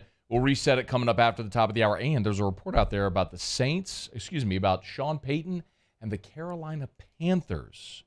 Oh, we'll get to that after the top of the hour. Right now, Muso, Tigers in the Pros. Tigers in the Pros. They still bleed purple and gold. They're just really rich now. Presented by Lee Michaels Fine Jewelry. Lee Michaels Fine Jewelry, where Baton Rouge gets engaged. Start with some news out of the National Football League. You may remember that DJ Chark missed all but 4 games last year for the Jacksonville Jaguars with a fractured ankle. Well, this offseason, DJ Chark signed a 1-year deal with the Detroit Lions. We're going to bite a kneecap off. And on Wednesday, DJ Chark announced that he's moving around without issue during Detroit's voluntary workout, so should be a full go by the time the season rolls around. It's so good. I couldn't resist. It's so good. More NFL news. Aaron Wilson on Twitter, at Aaron Wilson NFL, has announced that the Houston Texans have agreed to terms on a 4-year contract with 6th-round offensive lineman Austin Deculus. So Deculus is now under contract with the Houston Texans. Major League Baseball, of course, last night, Kramer Robertson got his first AB in the bigs. It was an RBI ground out for Kramer, so first Major League RBI. He was then optioned to AAA Memphis this morning. Kramer joins the show in the 3rd hour. Alex Lang on the bump last night for the Detroit Tigers. Fired 1 shutout inning. He was perfect, as a matter of fact. No hits, no walks, struck out 1, 11 pitches, 8 strikes, an ERA of 2.31 on the year for Lang so far. And then a game that was resumed today, the Houston Astros defeated the Minnesota Twins 11-3. Alex Bregman, a large part of that victory. 2 for 4 with a double, scored 2 runs, drove in a run, and also drew a walk. He is currently 0 for 2 right now in the second game of the doubleheader up in the Twin Cities. And then finally, on the golf course, AT&T Byron Nelson this weekend. 3 Tigers in the field. We'll start with Sam Burns. Burns 1 under par on his round through 13 holes. 4 birdies, 3 bogeys so far for Sam.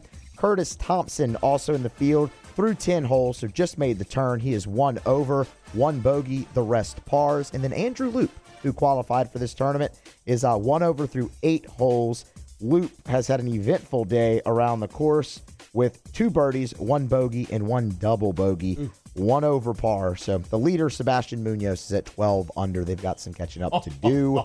That is Tigers in the Pros. Presented by Lee Michaels Fine Jewelry, lmfj.com, lmfj.com. Gentlemen, thrill her with a gift in the red box. I'm actually emceeing a charity event tonight. My guess is in the silent auction there will be a red box from Lee Michaels because they have been so invested in our communities for so long. It's rare that you ever go to a charity event without seeing the red box from Lee Michaels. lmfj.com for Lee Michaels Fine Jewelry. There are so many decisions when buying a diamond: shape, size, setting, cut, Trust the experts.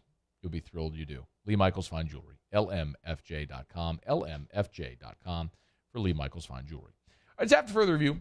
Putting a button here on hour number 2. Glad you're aboard with us here. Quick break when we come back. By the way, Kramer in 35 minutes from right now. Let's talk about Sean Payton and the Panthers. Oh, wait do you hear this? That's next. AFR. DraftKings, official sports betting partner of the NBA. DraftKings, download the DraftKings Sportsbook app. NBA playoffs continue tonight. Oh, you want to bet on it? You know Otterlocks is coming up. He'll give you picks. Easy to place your bet at the DraftKings Sportsbook app. It's easy. Download the DraftKings Sportsbook app. Use the promo code Baton Rouge to unlock their great promos. Most recently, bet just $5. Bet $5 on an NBA playoff game. If the team you bet on wins, boom, $150 in free bets, but you got to use the promo code Baton Rouge. So, download the DraftKings Sportsbook app. Use the promo code Baton Rouge. Bet just $5 on an NBA playoff game. If your team wins, you get $150 in free bets only from the DraftKings Sportsbook. That's the DraftKings Sportsbook app. Download it today and be sure to use the promo code Baton Rouge. Use the promo code Baton Rouge today at the DraftKings Sportsbook app. 21 and older, physically present in Louisiana. Availability varies by parish. Eligibility restrictions apply. See DraftKings.com/sportsbook for full terms and conditions. Licensee partner Golden Nugget, Lake Charles. Gambling problem? Call 1-877-7-STOP. Come on over to Corval Toyota to pre-order your next vehicle, and you'll never pay over MSRP. Browse, reserve, pick up, and enjoy. It's that simple. So come on down to Happy Town. That's Corval Toyota in Opelousas, Happy Town, USA. Crime has serious consequences, but anyone can make a mistake. If you find yourself in trouble with the law, know that you have rights, and it's okay to demand them. The law offices of O.C. Brown are here to protect you and your rights. Felony or misdemeanor, DUI or drug charge. No matter what crime you're accused of, you still have rights. Let the law offices of O.C. Brown uphold them. Call 225-343-1111. Your law firm for a lifetime. And this year, 2022, it's time to finally treat yourself. Bring your boat to the next level with front-to-back boat service. You want the latest and greatest marine technology? You want to go to the place that has not one, but 2 NMEA-certified techs. Family-owned and operated by the Sherman family for 30 years, front-to-back is the answer in Baton Rouge for all of your custom boat needs. So head to fronttobackboatservice.com or find them on Facebook, Front to Back Boat Service. Are you a licensed contractor? There's lots of good contractors in Louisiana doing work the right way, but unfortunately, too many unlicensed contractors are working outside the licensing requirements. Working as a contractor in Louisiana requires a license for the company doing the work. The Louisiana State Licensing Board for Contractors wants to help you get licensed to allow you to conduct work legally. It's not difficult to get the license. We can help you. Go to lacontractor.org for more information. Licensed contractors, it's the law.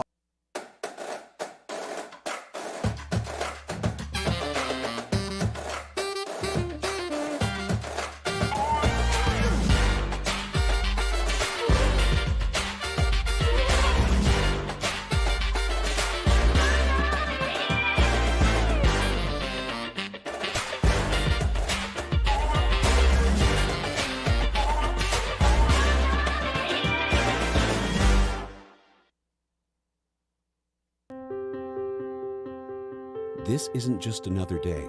It's so much more. Kelly's life was put on hold when her auctioneer primary care doctor discovered a rare blood disorder. Her doctor connected her to an auctioneer care team of cancer, heart, and kidney specialists. With multiple primary care locations around Baton Rouge, same-day appointments, and online scheduling, we're relentless about keeping you healthy. Auctioneer Baton Rouge, innovating healthcare for Kelly.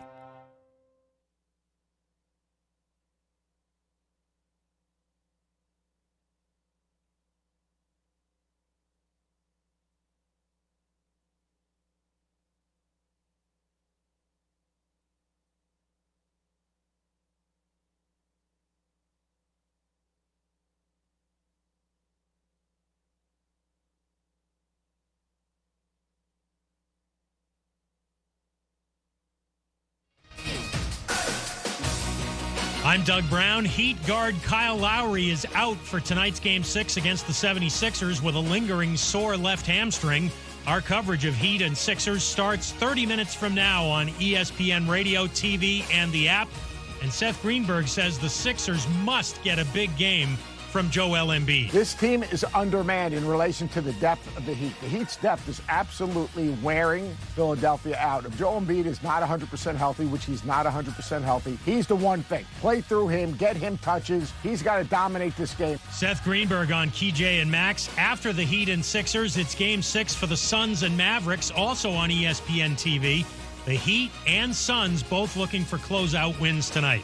ESPN's Adam Schefter reports number 1 overall pick defensive end Trayvon Walker agrees to terms on his rookie contract with the Jaguars, 4 years, $37 million. The Patriots will trade backup quarterback Jarrett Stidham to the Raiders. In return, the teams will flip late-round draft picks. ESPN Radio is presented by Progressive Insurance. Progressive can help you protect your home, auto, boat, motorcycle, ATV, and RV, and more. And if something wasn't mentioned that you have in mind, find out if it can be covered at Progressive.com or 1-800-PROGRESSIVE, because it probably can be. If you haven't around the SEC. Moscona. I'm very important. After further review. Say it one more time. After further review with Matt Moscona. And here we go. ESPN Baton Rouge, New Orleans, Alexandria. Live from the Mercedes-Benz of Baton Rouge studios. That's right.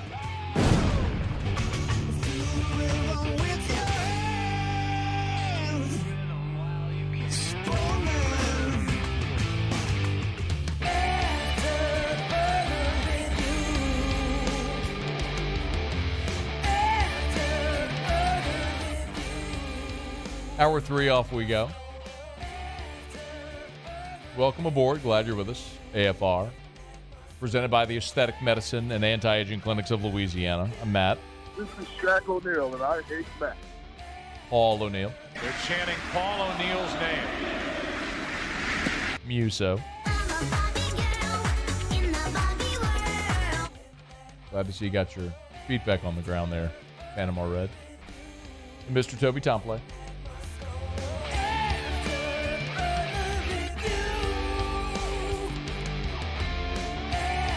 We're here. Glad you are as well. It's 5 o'clock, quitting time. Glad you're driving home with us. Hughes, come down here. What the hell happened there, Muse? Woo! Damn. Almost made a full show without you being able to blame a slight misstep on this fabricated pot use that you've come up with. We almost made it. A slight misstep, Muse? It was slight. You fired off 3 different things before you hit the show open. No, I didn't. You hit the Around the SEC That's open. one. And there was something else before that. No, that was I didn't fire that off. That was ESPN. It was quicker than normal. Oh. Normally there's that break between the da-na-na, da-na-na, and then they go into whatever, but it was just back to back. Paulie, isn't it incredible when automated software is quicker than it normally is? It was. That's crazy. Isn't it crazy how automated software, which fires off exactly when the clock hits 0, 0, 0, 0. Not that time it did it. Paulie, what's going on with this? I tell you, the robots, Paulie, they're taking over the world. The robot uprising. They're taking over. They're taking over the world. They got minds of their own. Just firing off whenever they want. They're being quicker than what they're programmed to do. You work here. You've seen this happen with our software. And then you forgot Toby. I was flustered by that point. Well, You were staring at me, just grinning. You were staring at me, grinning like, oh, I can't wait to get into the show just so I can continue to lie to the audience about Musso being a pothead, calling Panama Red. And you know that's true. You're over there pumping the Magic Dragon. That was just the name of the... Whew. All right. Muse is having a good day with his Dino Nugs. But do you know? Hey, bro. Hey. How much you got crushed? That proves We're talking nothing. about Dino Nugs. That proves nothing. Everybody on Twitter yesterday who was listening to the show when you started talking about Dino Nugs, like for the first time, Muse has actually proven he's a pothead. That proves Paul, nothing. you missed it yesterday. Muse started talking about his love of Dino Nugs. They're delicious. Which would be like the most stoner pothead thing to do. That or you pizza rolls. You get baked and you eat your pizza rolls. Pizza rolls, Dino Nugs. Eat a whole bag of Dino Nugs. They taste good. That proves nothing. I also haven't had Dino Nugs since I was Paulie. 8. Hey, Paulie. Yeah. You eat Dino Nugs? I do not. You're missing out, Paul. Yeah, because he's an adult human that's not a stoner. I haven't had them since I was like 7 or 8 years old. You were a stoner when you were 7? No, but kids eat Dino Nugs. I just remember them being great. So do stoners. If you gave me a plate of Dino Nugs right now, would I eat them? Absolutely. Proof. Absolutely. No, it's not proof. They're good. It's chicken nuggets.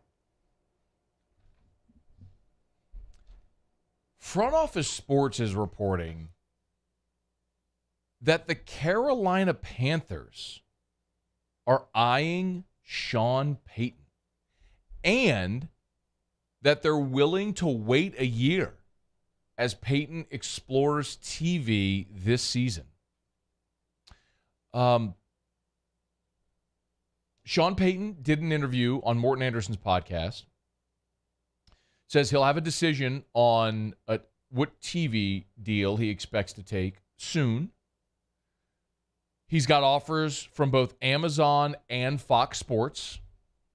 Fox was the only network that offered Sean Payton a contract during the Bountygate year. So apparently he's got an offer to be a studio analyst for Amazon's Thursday Night Football and a game/studio analyst for Fox, meaning he would do both. He'd be a studio analyst, but you'd be a game analyst.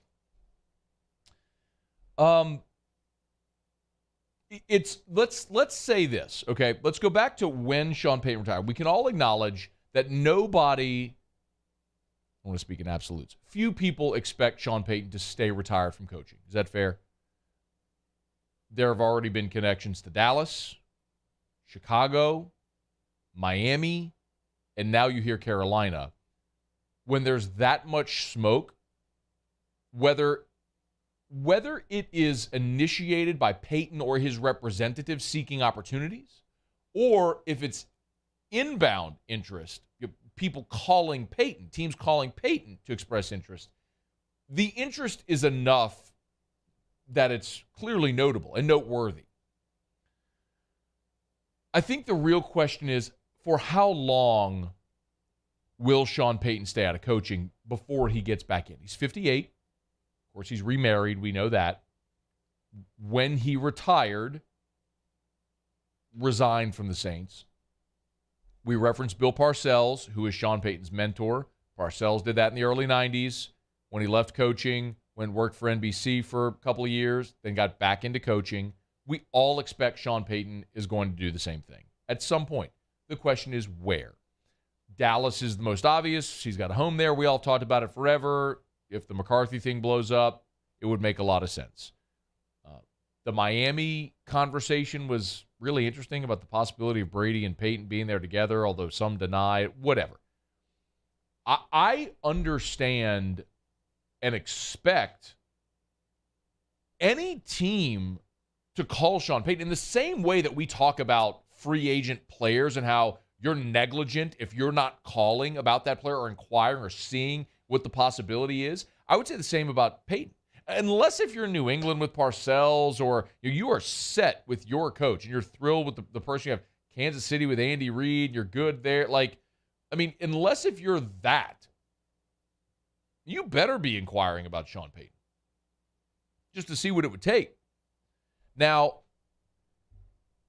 look, Bruce Arians went and did TV with CBS for a year before he went back in with Tampa Bay. I think we saw Urban Meyer leave coaching, go to TV, then back with the Jags. Now he's expected to go back to TV. The John Gruden thing, now that was a decade-long foray into television before he got back into coaching, and then that ended very badly, as we all know. But for what it's worth, a Panthers representative told Front Office Sports, and this is in the piece there at Front Office Sports, the Panthers representative said, we would talk, and I'll read the quote here from the Panthers rep that spoke to Front Office Sports, said, we would not talk to or consider a coach who is under contract with another team. Sean Payton is under contract with the Saints through 2024. So if we all know this, if a team wants to hire Sean Payton, they will have to compensate the New Orleans Saints if they want to hire Sean Payton before 2024. So he's under contract for 22, 23, and the 24 seasons, for the next 3 seasons. Sean Payton wants to get back into coaching over the next 3 seasons and somebody hires him, it's going to cost them. They're going to have to compensate the Saints, likely with draft capital. If you're a Saints fan and you've already moved on, or if you're the New Orleans Saints and you've moved on, I mean, you've promoted Dennis Allen, you are moving forward without Sean Payton. It would be disgusting to see Sean Payton in the NFC South. It would be awful to see him coaching the Carolina Panthers. I would rather him in Miami. Go to the AFC, go somewhere far away. Even in Dallas, you're still in the NFC and you're close enough, and it would just be gag-worthy. And eventually you're going to run into him and you'd hate to see it. But it feels like an inevitability. Every Saints fan, it feels like we have all just resigned ourselves to the reality that Sean Payton's going to coach again somewhere, and it's not going to be in New Orleans. So we're going to expect to see it at some point. It's going to suck, but it's what it is. And you'd like it to be as least impactful as possible. Carolina would be awful. I don't know why Sean Payton would want the Carolina job. You have good ownership there with David Tepper, who's a billionaire. I mean, all owners are billionaires, but he's like a super billionaire. And you'd have certainly the support.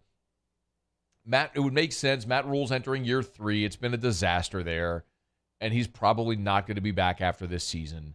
So Carolina could well be looking for a coach, but then you have someone in the front office say, we would not talk to or consider a coach who's under contract with another team.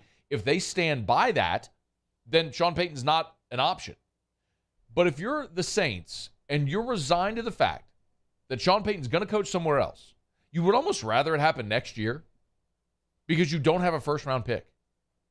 And if you know he's going to coach anyway, rip the Band-Aid off and get a first-round pick in next year's draft, which you don't have right now. So, I mean, I kind of shrug my shoulders and I've just accepted the fact that he's going to coach again. It's not going to be in New Orleans. I'd rather it be sooner than later so that way the Saints can recoup this draft capital and get something for Sean Payton, whatever that may be, however that may look. And there's no better year than next year because you don't have a first-round pick. So I don't think it would be Carolina because there's nothing appealing there. They don't have a quarterback. I mean, new ownership, obviously. Maybe they give him a ton of autonomy.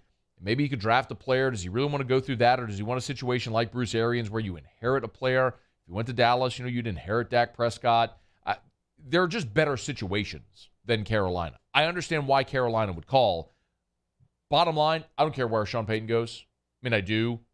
But if he's going to do it, rip the Band-Aid off, do your year in TV, get back into coaching somewhere else, and the Saints get a first-round pick for next year's draft. That's what I would like to see. All right, it's after further review. We'll keep you updated if there's any developments there. Kramer Robertson made his big league debut 2 nights ago. Got his first at-bat last night. RBI ground out in the 8th inning and a pinch hit opportunity. He was sent back down today. Spoke with Kramer, texted with Kramer earlier today. He was flying from St. Louis to Baton Rouge. He spent the night here in Baton Rouge, and tomorrow he goes back to Memphis for AAA. But he was set to land in Baton Rouge around 5 and join us about 5:30. So we should have Kramer with us in about 15 minutes from right now. Hopefully, looking forward to hearing about his call-up and his opportunity there in the big. So we'll get to that bottom of this hour. Let me knock out a break. When we come back, Jay Johnson met with the media, previewed the Ole Miss series. Let's hear some of what the coach had to say about Blake Money, Gavin Dugas, Jacob Berry. Stick around. It's AFR. AFR. AFR is brought to you by the Baton Rouge General Hospital, brgeneral.org, brgeneral.org. That's the Baton Rouge General Hospital. I've been telling you over and over about the Express Care locations. It's walk-in urgent care 7 days a week. Accidents happen. We all know that, and sometimes you need urgent care, but you don't need the emergency room. The Express Care locations are fantastic. If you need stitches, they have x-ray machines, EKG at all of their Express Care locations. Dutchtown, right next to Dutchtown High, and then 2 on either end of LSU's campus. The Nicholson location is directly across from Tiger Stadium, and the Highland location is just through the south gates of LSU. You can check the wait times online or on the Baton Rouge General app. If you have an allergic reaction, they have COVID tests, maybe it's fever or flu, heartburn and headaches, nasal congestion and nausea. They do it all. at the Baton Rouge General Urgent Care locations. brgeneral.org for the Baton Rouge General Express Care locations. brgeneral.org. There it is, the extra mile, on the border of expected and extraordinary for those willing to go further, like vans customized for work or play, with safety and tech to keep you connected, supported by a 5-star sales, service, and finance team, and backed by the 1-star you know. So go the extra mile. It's never crowded, because so few have what it takes to go there. Mercedes-Benz Vans. The 2022 Smoke 'em If You Got 'em, presented by Mockler Beverage, is almost here. Smoke 'em If You Got 'em is an event that raises money to support military veterans and their families. Tickets are $100, and this year's event benefits the Special Forces Charitable Trust. Come enjoy live music, a grill station, a cigar station, a dessert station, a live and silent auction, and so much more. It's the 2022 Smoke 'em If You Got 'em fundraiser, presented by Mockler Beverage, Sunday, May 22nd at Bent 77. Learn more at smokeembr.com. Gulf Coast Bank and Trust is giving our customers the power to bank anywhere, anytime during this challenging event. And we're right there with you. Our mobile banking app is a smart way to manage your money and time. Gulf Coast Bank and Trust, the bank that cares about you. Gulf Coast Office Products is a nationally recognized Savin office equipment dealer based right here in Louisiana. Over 100 employees strong, Gulf Coast has the boots on the ground to support all vertical markets, from education, engineering, legal, and finance. With the latest in office technology, from desktop to production segment units, Gulf Coast and Savin have the perfect fit for you. Call 225-756-2644. That's 756-2644 for Gulf Coast Office Products. I've been doing business with Luba for 25 years. They're dependable, trustworthy. It's just the attention to detail with our clients. Our folks have years and years of experience. They're highly trained professionals. But many companies have that asset. What I'd like to think makes Luba a bit different is that we use those talents in a way that truly is dedicated to serving the needs of the folks who depend on us.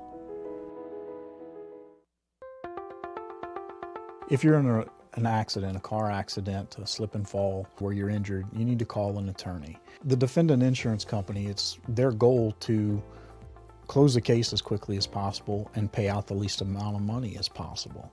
That's why it's important to call an attorney and call the law offices of O.C. Brown. At the law office of O.C. Brown, we're a family-owned firm. We want to be your law firm for a lifetime. ServiceMaster Elite create clean, disinfected work environments. As a local business, we take pride in serving the New Orleans and Baton Rouge areas. Our cleaning protocols follow CDC and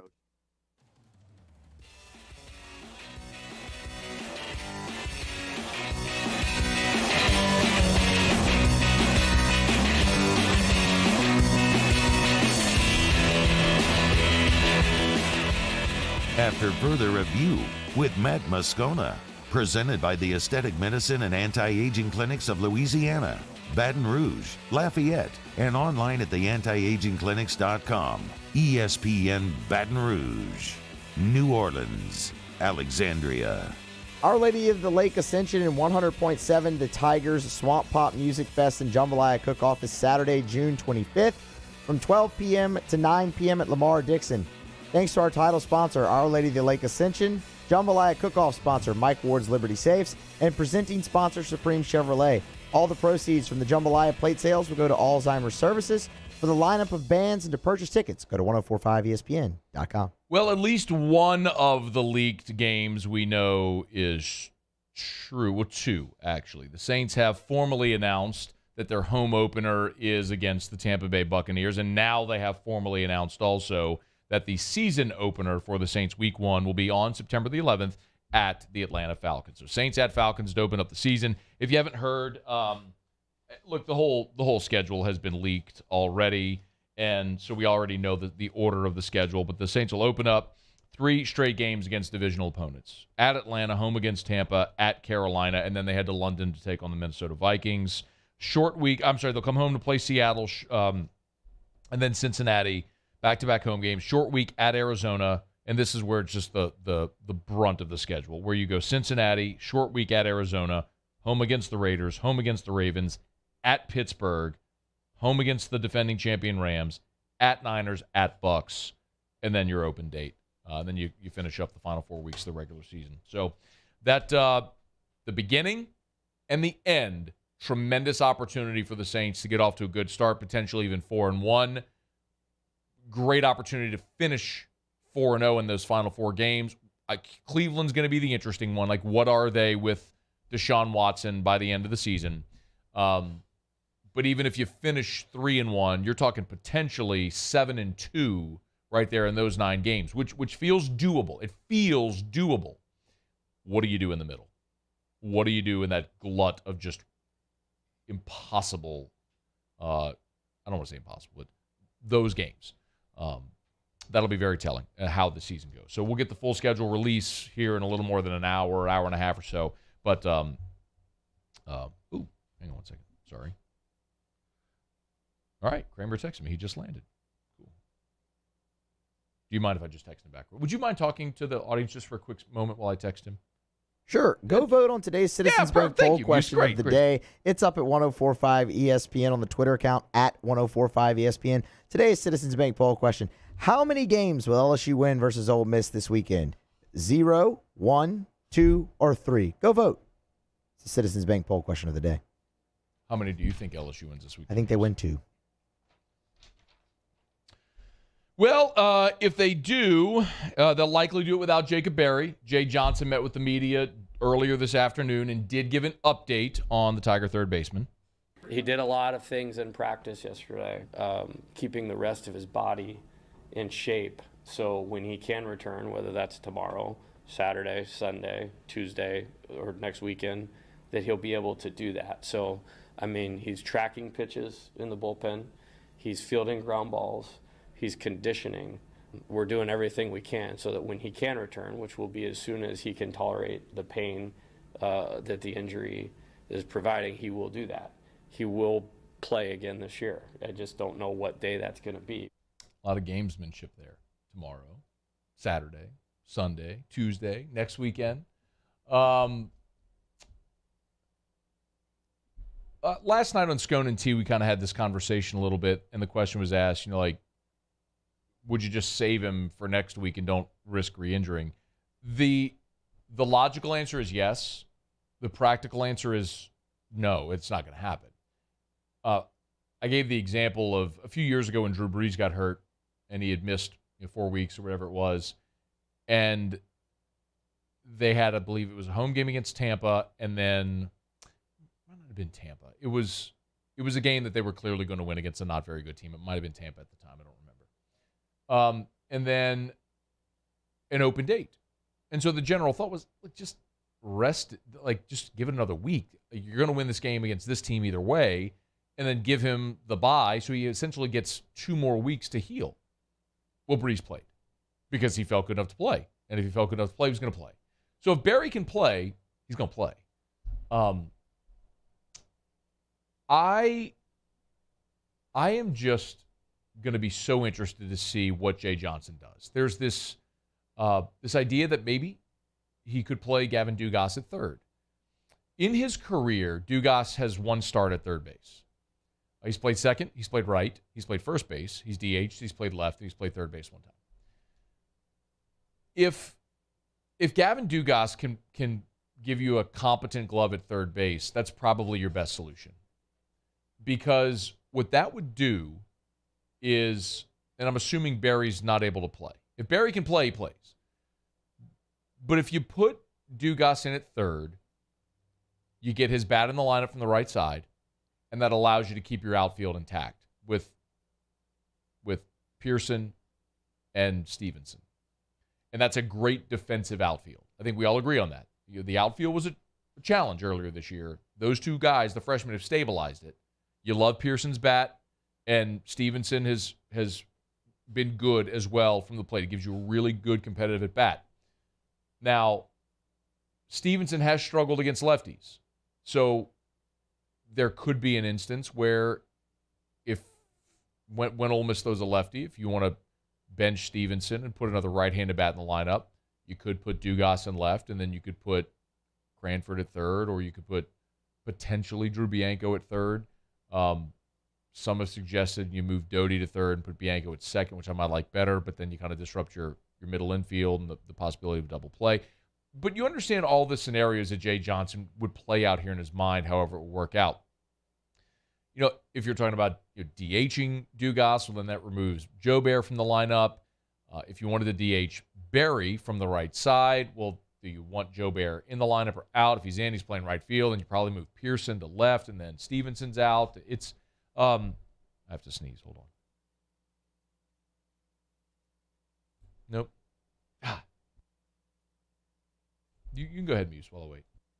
When I was going to say bless you whenever you sneeze, but you're not sneezing. I know. I hate when that happens. You hate when that happens? Talk yourself out of it. Isn't it the worst thing in the world? Like when you feel the sneeze coming and then it doesn't. It's a pretty bad feeling. Because then you feel like you're congested and it's all right there. I hate that. That'd be a good poll question. What feeling is worse than having to sneeze and not sneezing? I mean, there are like literal. What options? There are literal feelings that could be worse, like being stabbed. That would be worse. Probably, being shot probably would be worse. Things that would inflict serious bodily harm. You know, burns, being run over by a car. Or yes, something there's like a lot that. of things like that. But I just mean in every day-to-day life. You know, like funny bone. Would you rather hit your funny bone or have to sneeze and not sneeze? Burns are interesting though, because I mean, once the nerve endings are gone, you don't feel anything.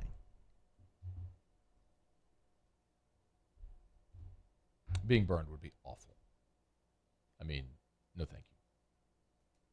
Burned alive, falling to my death would be my two biggest fears. Falling, really interesting. Yeah, falling. I know. Drowning, that scares the hell out of me. It'd be over quick. Yeah. Anyway. Well, that's a terrible conversation. Let's grab a break and talk to Kramer Robertson. That'll be way more uplifting. He did get sent down, but got his call up. Got his first RBI. He's in BR right now, just landed, and he's going to jump board with us next. So we're looking forward to it. Kramer joins the show when we return. It's AFR. AFR. It's a raving fan shout-out. Presented by Darren James & Associates, brokered by eXp Realty. Congrats to Brooklyn Grace and Darian Carroll on the purchase of their new home. They just purchased with Dakota Lang on Darren's team. The latest raving fans. You've heard me say over and over again, Erica and I, raving fans of Darren James. We've bought and sold homes using Darren and his team. And now Brooklyn Grace and Darian are in that number as well, with thousands of other raving fans. And you could be next. With Darren James and Associates, it's an experience like the Ritz-Carlton. It's an experience like Disney World. That's what they deliver. Darren James is the name to remember. If you're buying or selling your home, if you're investing, if you're relocating, when you think real estate, think Darren James. 335-7666, 335-7666, or agent225.com. Think real estate, think Darren James. Bayou Ford has 0% for 60 months on new Ford F-150s, plus $500 bonus cash. We have new 2022 F-150s on our lot now. And all new Bayou Ford vehicles come with a 1 million mile powertrain warranty. The crew at Bayou Ford is going to do right by you. Eli's always been into grilling. It took us a while to see it, but the signs were there. What are you doing, Eli? I knew grilling was my thing. I have been talking about it throughout my career. Happy with the results? I am. Got the new grill from barbecueguys.com. It performed great. My advice, as I always told my boys, do more of what you were born to do. Barbecue Guys, for those who were born to grill. You want cheese on your burger, Pops? I'll take a little cheese.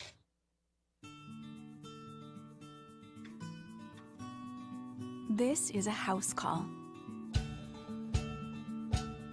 This is a follow-up appointment. This is a diabetes checkup. This isn't just more convenient care, it's more advanced care. This is innovating healthcare at Louisiana's #1 hospital, Auctioner.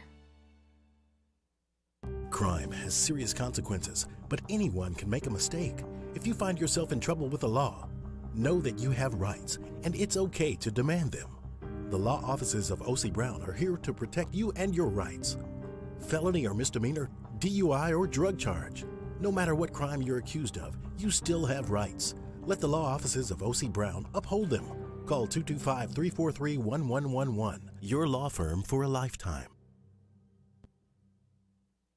And this year, 2022, it's time to finally treat yourself. Bring your boat to the next level with front-to-back boat service. You want the latest and greatest marine technology? You want to go to the place that has not one, but two NMEA-certified techs. Family-owned and operated by the Sherman family for 30 years, Front-to-Back is the answer in Baton Rouge for all of your custom boat needs. So head to fronttobackboatservice.com or find them on Facebook, Front-to-Back Boat Service. Are you a licensed contractor? There's lots of good contractors in Louisiana doing work the right way, but unfortunately, too many unlicensed contractors are working outside the licensing requirements. Working as a contractor in Louisiana requires a license for the company doing the work. The Louisiana State Licensing Board for Contractors wants to help you get licensed to allow you to conduct work legally. It's not difficult to get the license. We can help you. Go to lacontractor.org for more information. Licensed contractors, it's the law.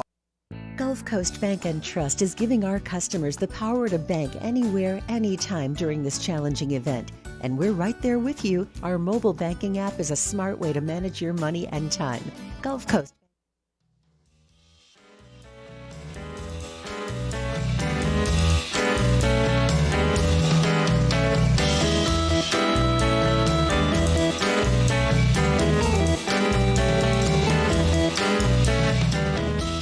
After further review with Matt Moscona, presented by the Aesthetic Medicine and Anti-Aging Clinics of Louisiana, Baton Rouge, Lafayette, and online at theantiagingclinics.com. ESPN Baton Rouge, New Orleans, Alexandria. The 2-1. Robertson puts it in play. That'll score a run. And Kramer Robertson drives in his first in the big leagues, bringing in Brendan Donovan. That's how it sounded when Kramer Robertson got his first big league at-bat last night. The Cardinals against the Orioles there in St. Louis. Kramer's good enough to join us for a couple of minutes. How are you, man? I'm great, man. Last few days have been crazy, been surreal, but glad I got to experience it with my family, and it was really fun. Have you ever been so excited for a ground out? I mean, I wasn't all that excited, but I guess I got the job done. It wasn't a great swing.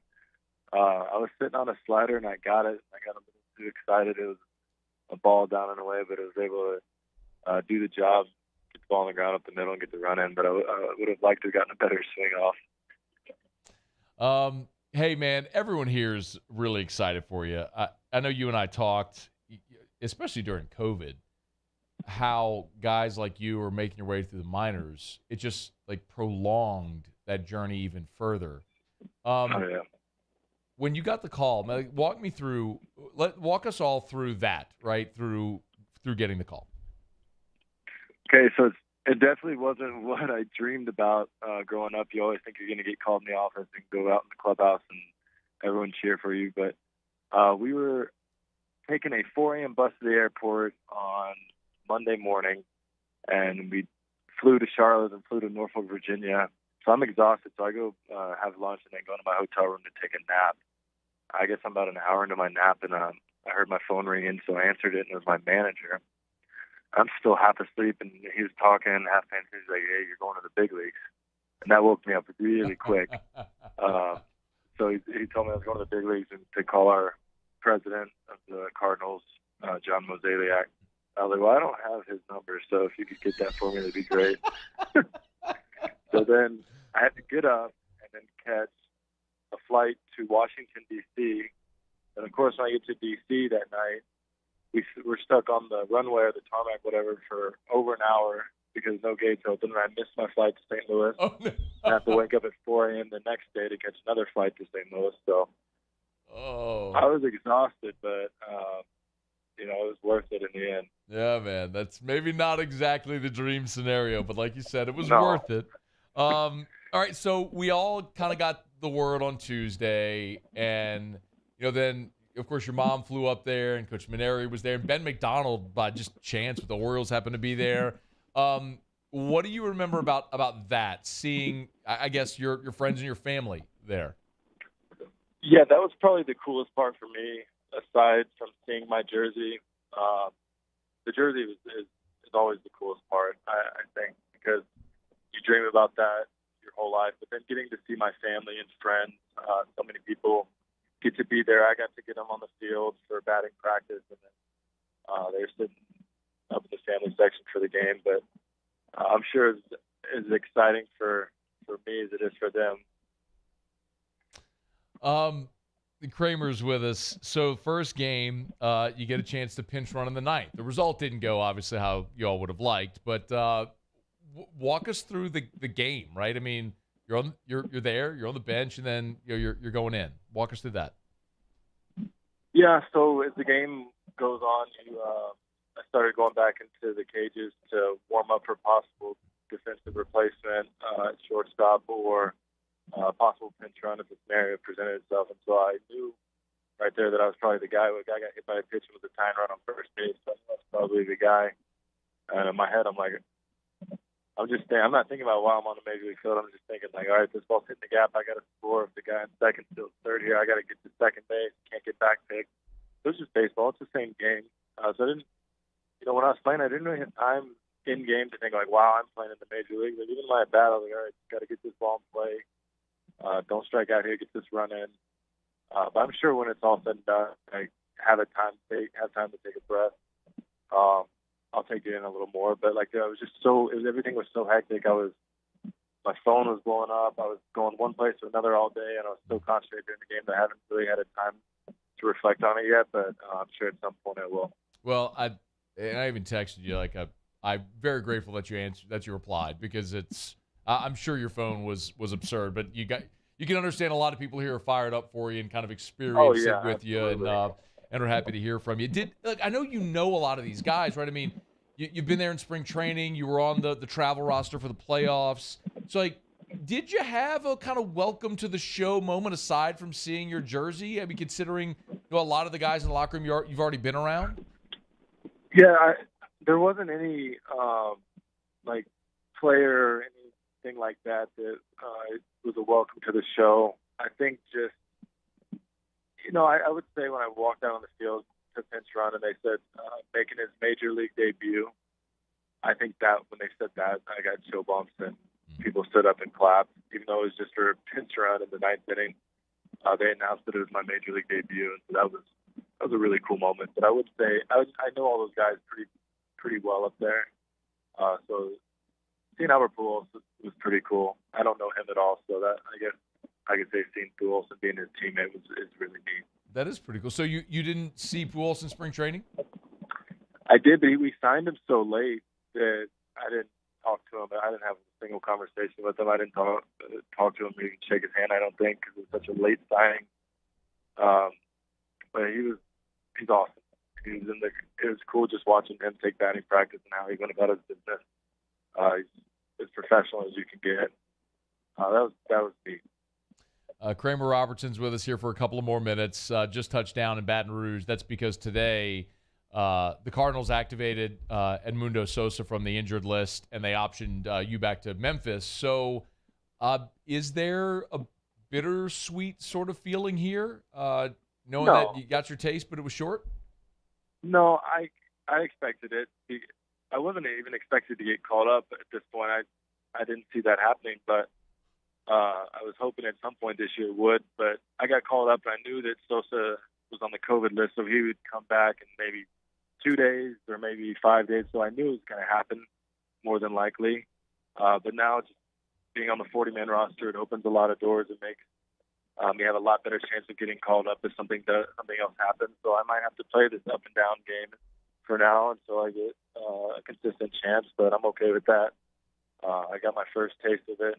I plan on being back. So you're in Baton Rouge. You're going to Memphis tomorrow. What is next? Kind of how does that schedule work for you now? I'm actually going back to Virginia. We have 72 hours after your option to get to the affiliate. So I'm taking the night tonight to hang out with my family, and I'll fly tomorrow to Virginia. And then we'll go to Georgia after that, I believe. So I'll just be back in AAA. But fortunately now to have a lot more opportunity because I'm on that 40-man roster. Yeah, man. Look, there was a lot of people here the past 48 hours that have been really fired up for you. I know you know that. The LSU ties run deep, man. So I'm going to let you run. I appreciate you so much for making the time for us. And, we're following you, man. We're pulling for you. So go get them and hope to see you back up soon.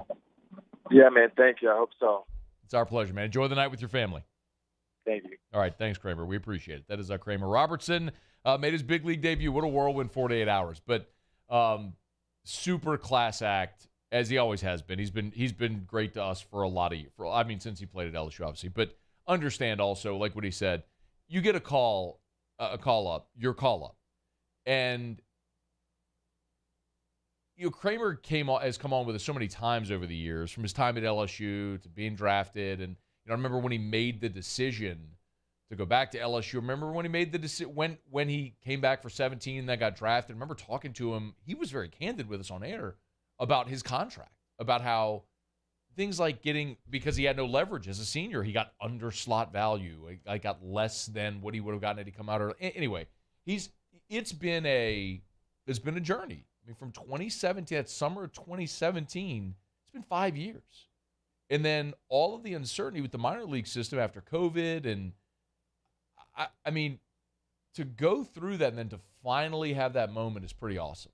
So, and the good part, the very good part, which he said there, is the understanding, knowing that it was going to be a short stint. But because he's now on the 40-man, the team having the option to at any point to call him back up is fantastic. It's more likely that it'll happen again. And sometimes you play the up and down game. A lot of guys have done that. Matuk did that for a while.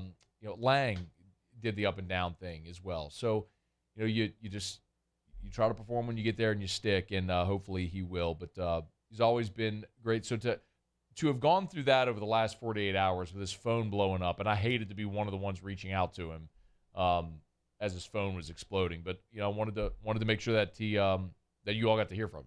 So really cool, really cool that Kramer became the 80th former LSU Tiger to play in Major League Baseball.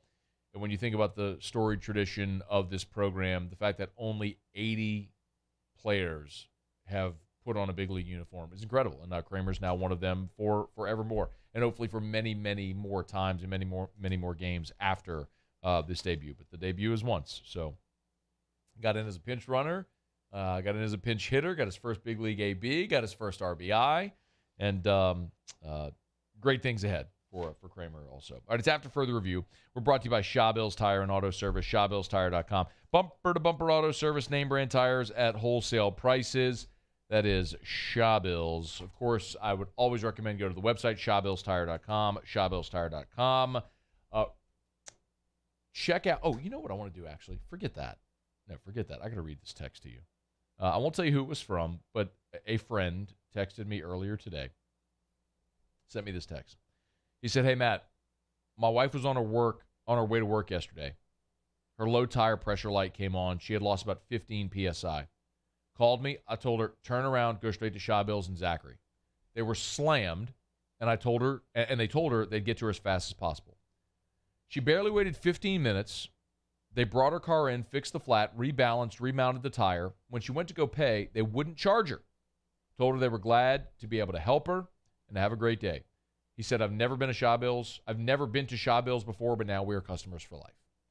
When I tell you all the time, when they repair your tire, even if you didn't buy it there, they'll repair it for free, just because when they opened their doors 50 years ago, that's what Mr. Charlie said was just the right way to treat people and the right way to do business.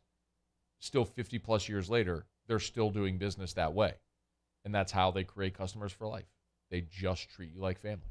ShawBillsTire.com. Bumper-to-bumper auto service, name brand tires at wholesale prices. Shawbills, where we keep you rolling. All right, it's After Further Review. We'll knock out our final break of the show. Jimmy will be here for some Otter Locks. Got a couple of NBA playoff games tonight, a couple of potential closeout games tonight in the NBA. And we'll see how if Colucci's got anything for us. Did we check Colucci last night? Did he have a pick for us? 1-1. He gave us 2 picks or gave us 1? Gave us 2. He gave us the Flames and then the Penguins. Penguins missed. Flames won, I believe. What about the Otter? How did he do last night? Otter gave us like 7 picks. I have no idea how he did. With it either, so. All right, Otter Locks. It's next. Stay here. AFR. Brought to you by River City's 1 Hour Air, where they're always on time or you don't pay a dime. I was on Segan Lane today. Zoom right past me when a big yellow van with a giant clock on the side. I'm telling you, drive around town, you will see so many River City's 1 Hour Air technicians because so many of our friends and neighbors over the last 40 years have trusted River City's 1 Hour Air. You could be next. 752-0001. 752-0001. Brittany Lacey sent this 5-star review. I was super impressed with the whole experience using River City's 1 Hour Air. Their appointment setup was easy. I love using the text option that they offer. Their service technician, Michael M., was awesome. He explained everything in a way I could actually understand. And the invoice he sent with the pictures, amazing. Talk about making life easier, showing my other half what he saw. He was also super friendly and professional. We're super excited to have our AC blowing cold working as we slide into summer. We will be using River City's 1 Hour Air again. Another 5-star review. 752-0001. Bayou Chrysler Dodge Jeep Ram has new 2022 Ram 1500 Bighorns in stock with 0% for 72 months. Shop our inventory or custom order your Ram with $2,000 bonus cash and a 1,000,000-mile warranty. The crew at Bayou is going to do right by you.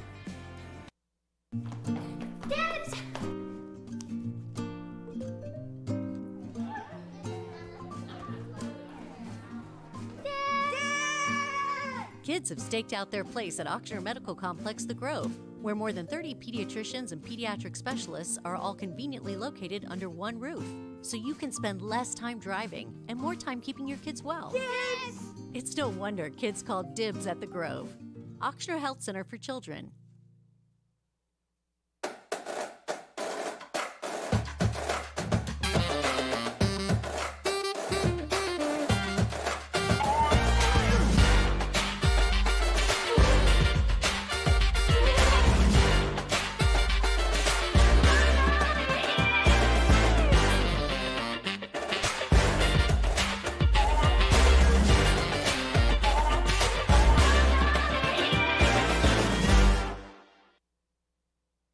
Gulf Coast Office Products is a nationally recognized Savin office equipment dealer based right here in Louisiana. Over 100 employees strong, Gulf Coast has the boots on the ground to support all vertical markets from education, engineering, legal, and finance. With the latest in office technology from desktop to production segment units, Gulf Coast and Savin have the perfect fit for you. Call 225-756-2644. That's 756-2644 for Gulf Coast Office Products.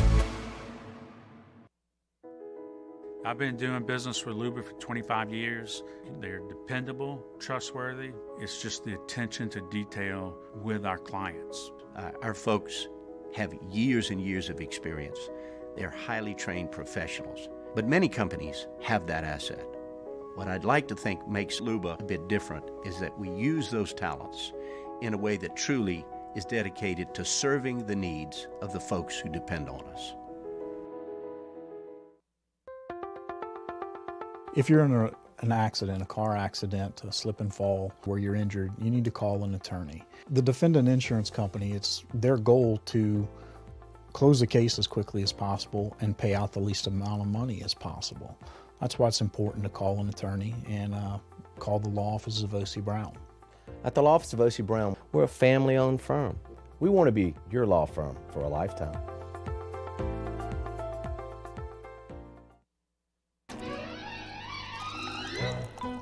Le posso offrire un caffè? Le posso offrire un caffè? Andiamo insieme da me, non c'è.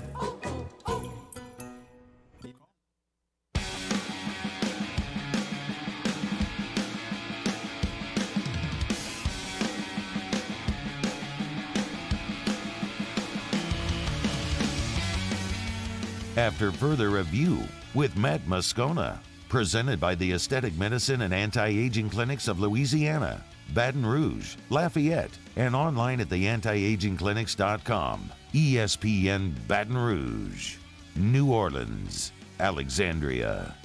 Down the stretch we come. Final segment here on a Thursday edition of AFR, presented by the Aesthetic Medicine and Anti-Aging Clinics of Louisiana. One thing left to do, find out what we're betting on tonight. Time for Otter Locks. Otter Locks, presented by Bocage Barbershop in Bocage Village. serving the Bocage, Goodwood, and Town Center area since 1959. So we turn to the one and only, the incomparable and often incomprehensible, the Yacht Father himself, Jimmy Yacht.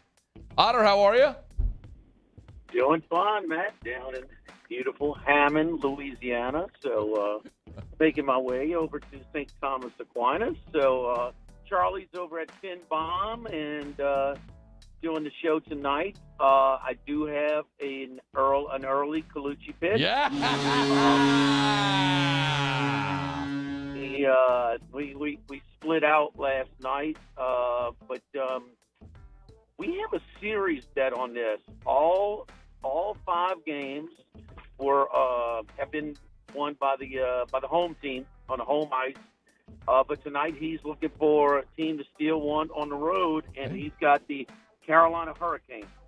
Funny that Carolina in all 5 games has scored first, even the ones on the road. But he's got Carolina early. I think they're plus price. You tell me what you're looking at right now. Let me pull it up. Sorry. My bad. Should have had it ready. My bad. All right. Plus Carolina. I am looking at, plus 105 on DraftKings. Okay. So he's got that. I know he has a late pick that he's going to come on at 6:30 with Charlie and give out later. He did not give me Tampa Bay early, but I know that he's big on him. It's like 16 games in a row that Tampa Bay follows up a loss with a win. And so, of course, they lost that 2-0 lead in Toronto in Game 5. And I know he likes them, but I just want to preface it, qualify it. He did not give it to me when he texted me the picks earlier. Okay. You got any NBA picks? We did it on the podcast earlier, myself and Henry Hayes, and I'm not going to try and make it more complicated than it has to be. It's to the point where it's cliche. It's almost like it's completely overdone. But damn it, the role players just play better at home. Whether it's the Duncan Robinson or the Tyler Hero or the Tobias Harris and and Maxey, or of course Game 4 for James Harden, and he is a role player right now. So I'm concerned a little bit because I don't think if Harden doesn't have that sort of outline performance, Miami might get him on Sunday night in Game 4. But I'm not making it more complicated than it has to be. I'm laying 2 at home with Philadelphia, and I am catching 2 at home with Dallas. All right. Otter's taking the 2 home teams tonight in the NBA. Any MLB picks? No. A lot of getaway day on Thursday, but no, we are gonna stay away from that tonight. All right. So. Hanny will follow us then. Otter, we appreciate you. Have a great night. Hanny's over at Finbomb, and we'll catch you tomorrow. Well, we won't catch you tomorrow because tomorrow's Friday. So we will bid you a great weekend, and we'll talk to you on Monday. Yeah, and I do know that late pick. Dwayne does like something later on. So, yes, indeed. Thank you, Matt. All right, Otter, be well, man. We appreciate it. That is Jimmy Yacht. Game Time with Jimmy Yacht follows us in Baton Rouge. If you're not in Baton Rouge, online at 1045ESPN.com or the Game Time with Jimmy Yacht Facebook page. Let me remind you about South Point Volkswagen, southpointvw.com, new and certified pre-owned in Baton Rouge and online at southpointvw.com. Told you, finally got my car back yesterday. 5 months. I would highly recommend not getting in a car accident, if at all possible. Now, I was at a dead stop and was rear-ended, but parts are hard to come by right now, like in everything in life, supply chain and all that stuff. But so great to be driving my Atlas again.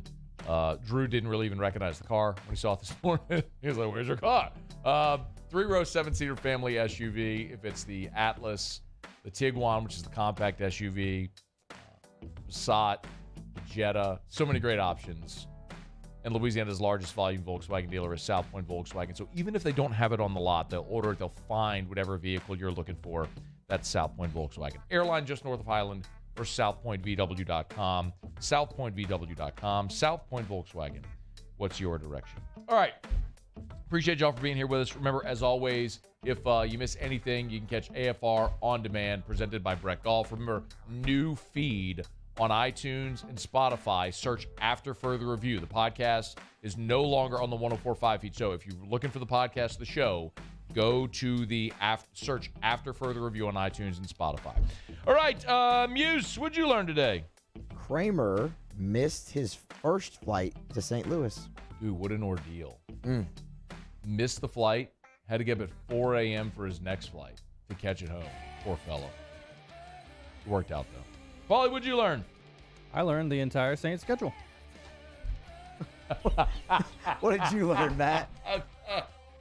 I didn't do what we learned. My bad.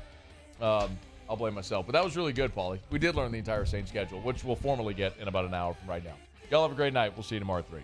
AFR. Brought to you by Hudco Roofing, HudcoRoofing.com. Do business with someone you know. Hudco Roofing, HudcoRoofing.com. Local company. More than 20 years in business. Locally owned and operated. We use local materials as well. The Certainteed shingles from the Certainteed plant in Shreveport, Louisiana. Do business with someone you know. Bypass the door knockers. Use a local company. That's us, Hudco Roofing and HudcoRoofing.com. Hudco Roofing! Hudco Roofing! When you need a roof, call someone you know. Moscona, Ontario. All you need is Hudco. Hudco Roofing! Hudco Roofing! Call Hudco Roofing. 364-1007!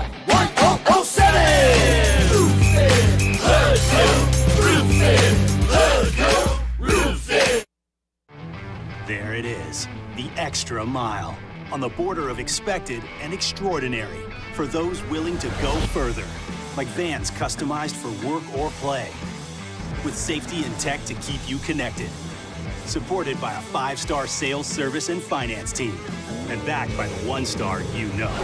So go the extra mile. It's never crowded, because so few have what it takes to go there. Mercedes-Benz Vans. I've been doing business with Luba for 25 years. They're dependable, trustworthy. It's just the attention to detail with our clients. Our folks have years and years of experience. They're highly trained professionals, but many companies have that asset. What I'd like to think makes Luba a bit different is that we use those talents in a way that truly is dedicated to serving the needs of the folks who depend on us.